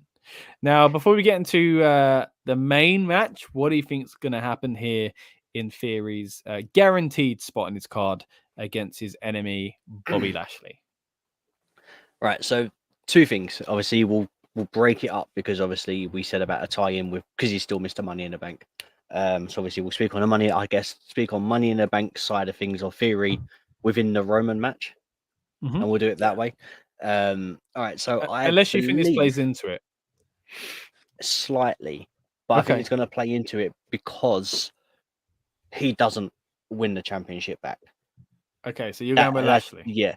So I'm going with Lashley, but I think it's going to be one of them things. For example, this is why for me this match is something that I think can be extra special because 92 we had the roll up pin that was shocking.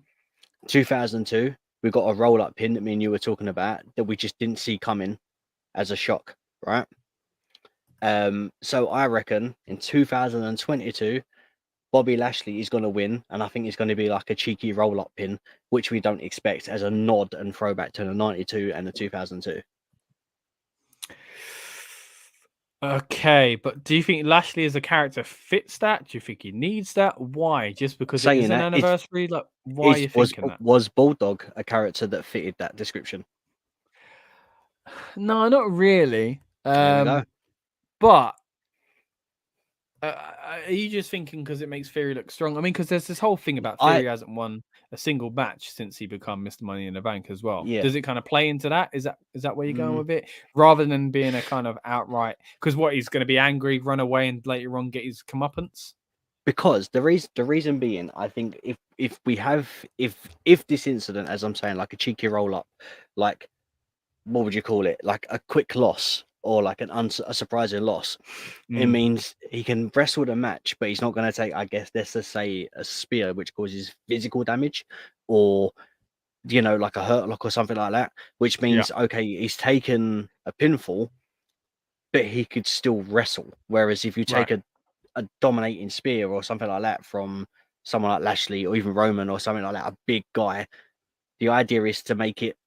It's brutal, so it's supposed to put you out of action, if you know what I mean, like so you can't move. So I think in doing it this way, he's still relatively, I guess, quote unquote fresh, kind of fresh enough to cash in, and I think that's why it's going to be that way.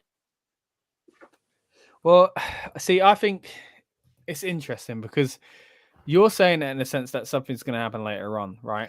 And I think if something does happen later on, it ain't a match we're getting, mate. So he could get speared, he could get battered.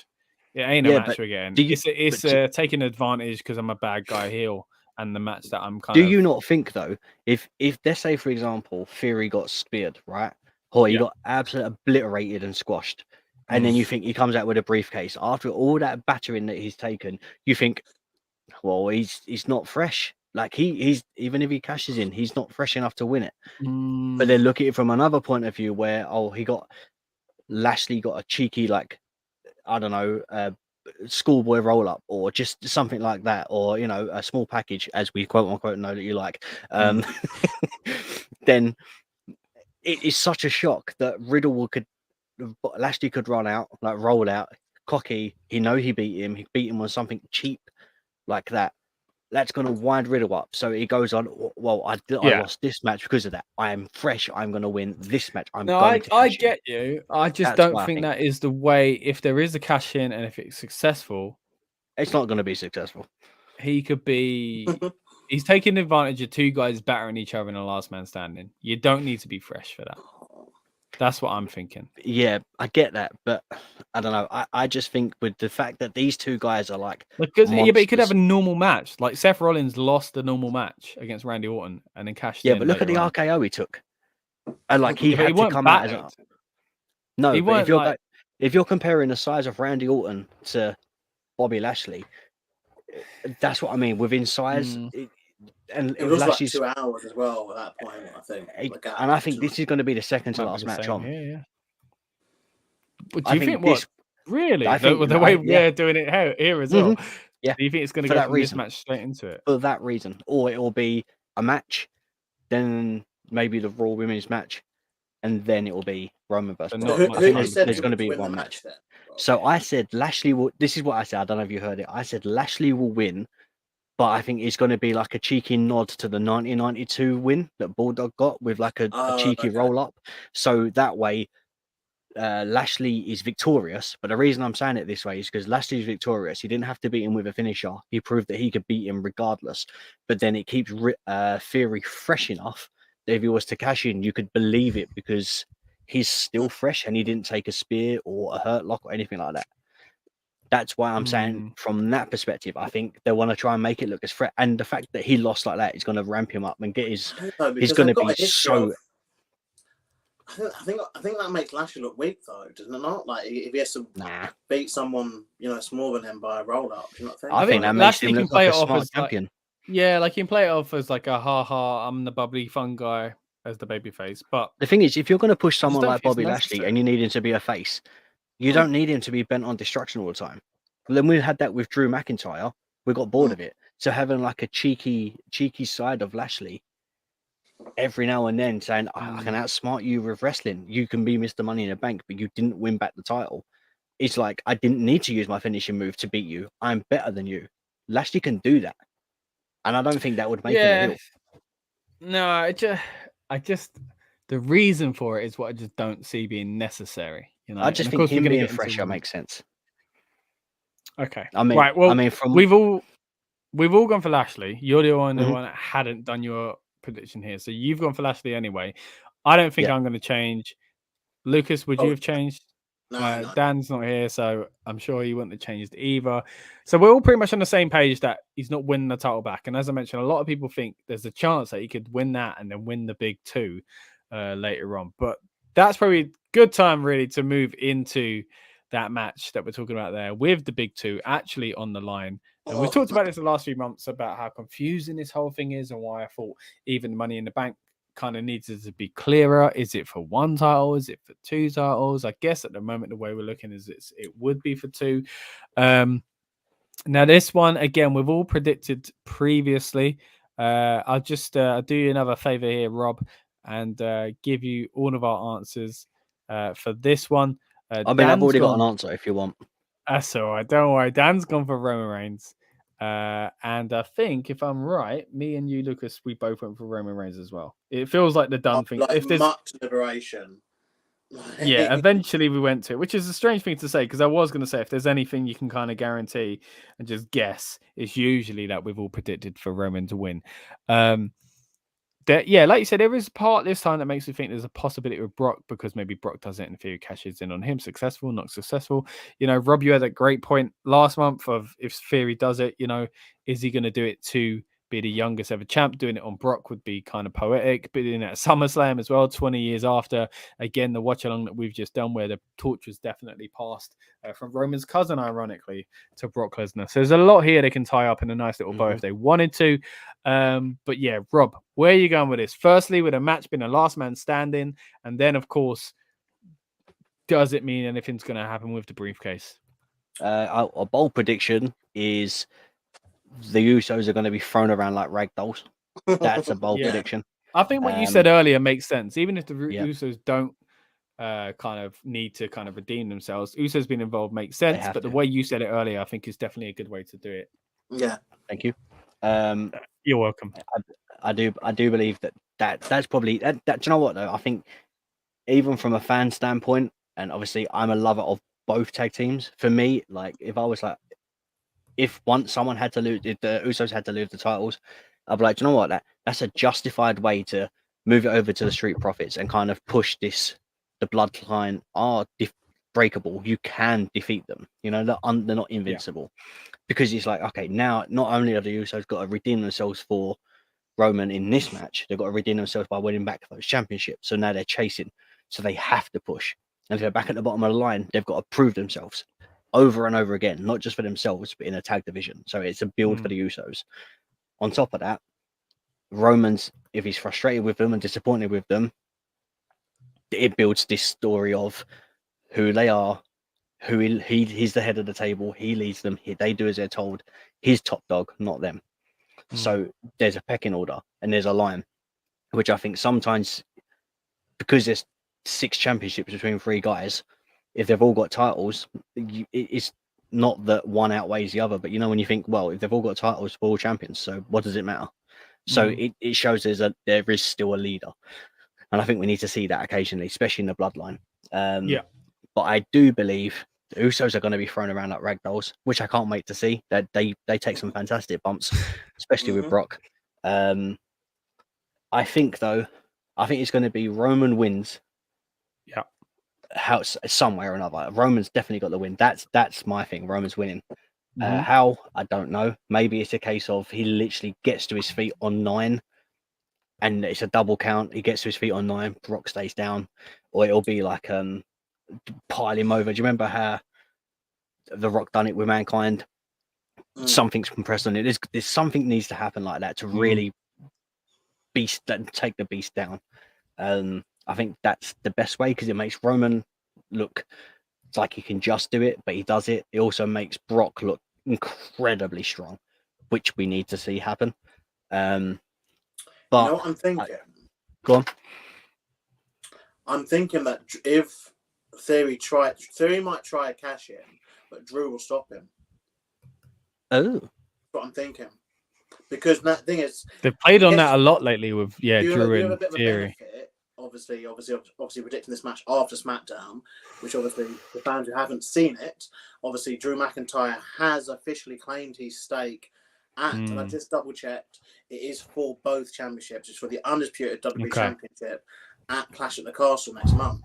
So Drew is definitely competing for both championships next month. Well, not we'll say definitely, like it as of what's been announced. Yeah. So I think that, with that being said, we are definitely not going to see a cash in. So do you think there's a possibility that Drew does it? And because I think Drew, it's looking likely now that Drew might be the one that beats Roman, because as I mentioned earlier on, rewarding him for the Mania thing, rewarding him in the UK. He does it.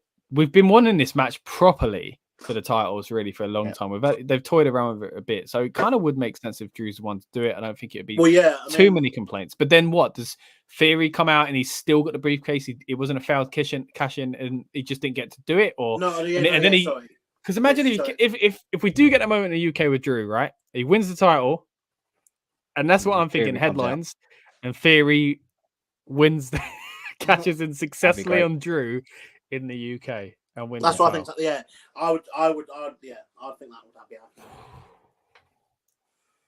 That is crazy, because then you get both things. I mean, the first thing it's not as impactful as like the Bulldog one. But let's rewind. Let's rewind. Okay, so let's remember that going into the belief by many going into when Cody was still obviously not injured, was that Cody would be the person to defeat Reigns. That was very much what the company felt was going to happen down the line. Obviously, there's talks about next year's match with The Rock, but as we've established here, that does not need the championship. That match is bigger than wrestling itself, really. Let's argue. Then when Cody gets injured, the original SummerSlam opponent for Roman was Randy Orton. He then gets injured. They then have to go. They have no choice but to go back to. Sorry, they feel they have no choice because there were choices. They have over 100 wrestlers, so there was a lot of choices. They forget that sometimes, but and they had to go back. They felt they had to go back to Roman versus Brock because it's a match they know that draws. Then what's happened on the sideline of this? According to multiple sources, Clash of the Castle is set to be their biggest actual crowd event this year.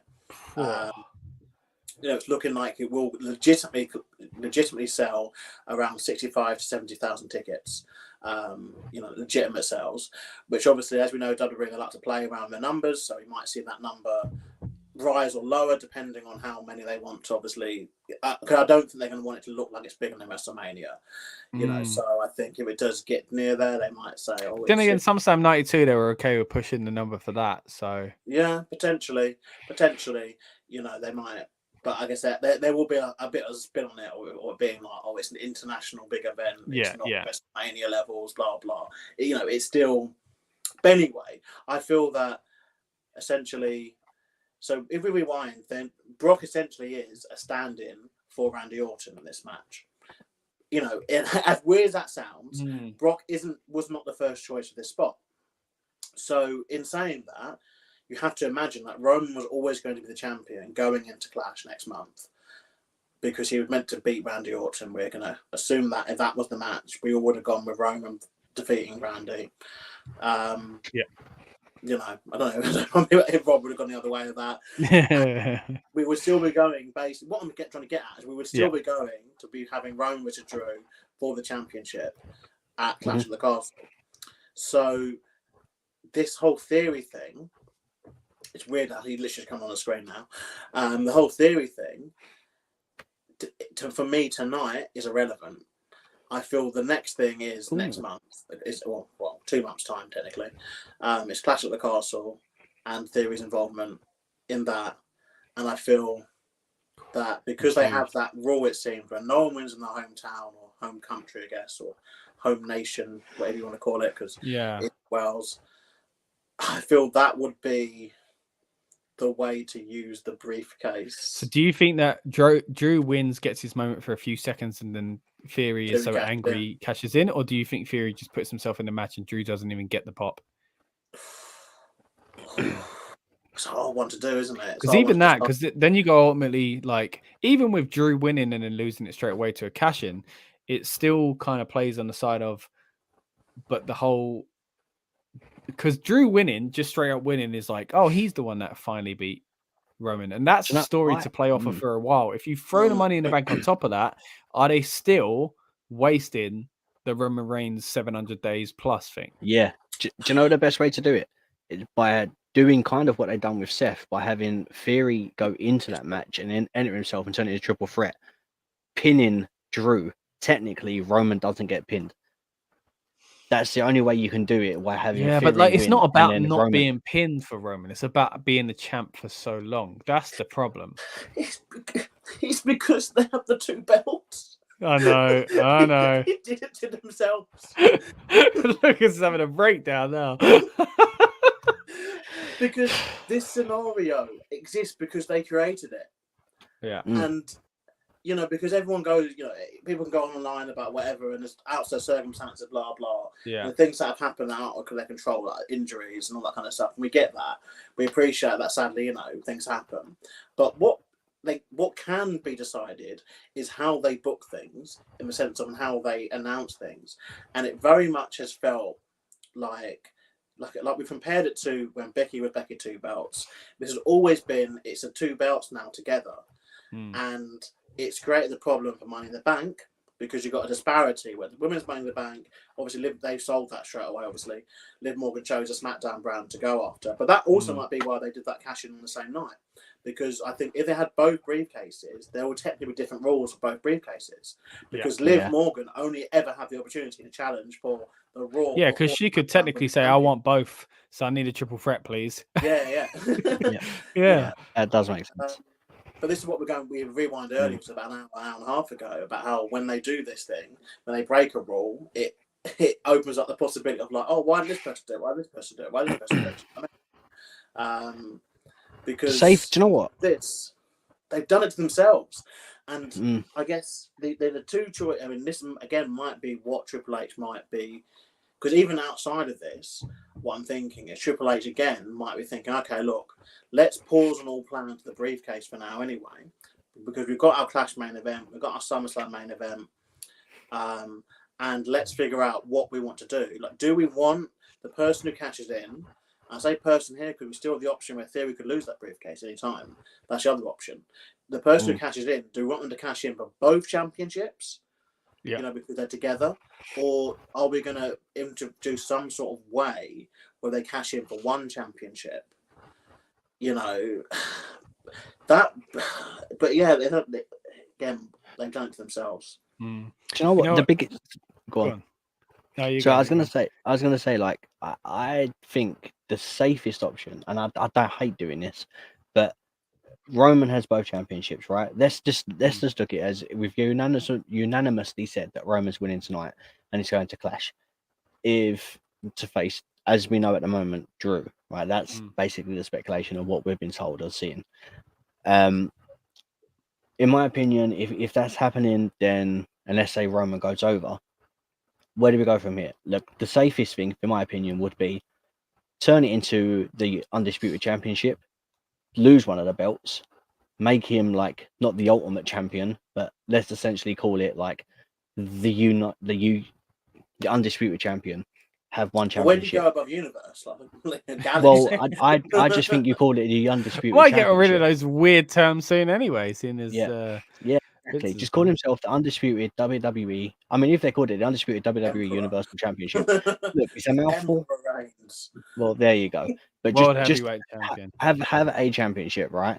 And then essentially, if we're doing that, just bloody bring back the big gold belt.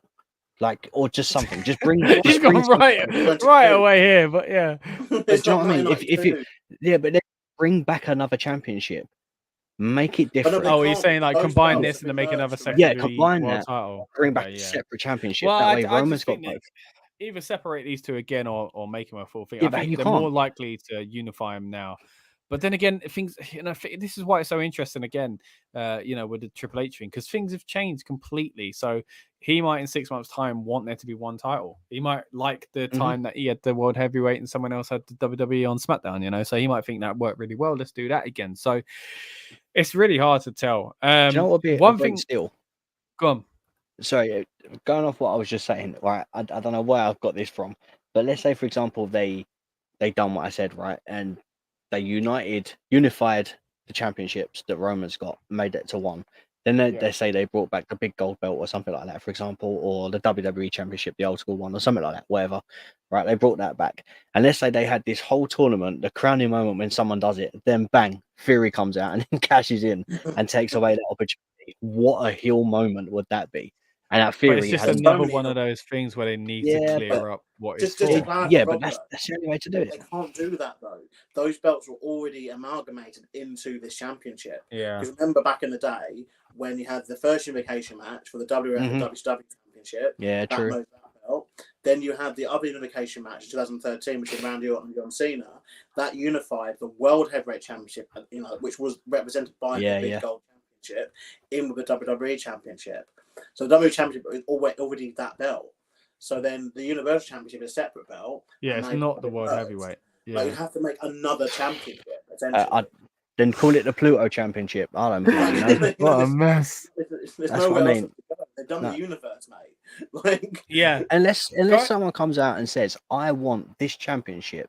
I want to. But why would you not have both? Do you know what exactly. I mean? Like, why would you? There is no way to. Brock can come out and say it. Why can't the Money in the Bank holder do it? So one thing I'm going to touch on before we get out of it is that, and you mentioned it earlier on, Lucas, that Theory could lose it. That's another thing that slightly is in the back of my head. That tonight Seth Rollins' opportunity and making up for things is the fact that he faces Theory for that briefcase or something like that.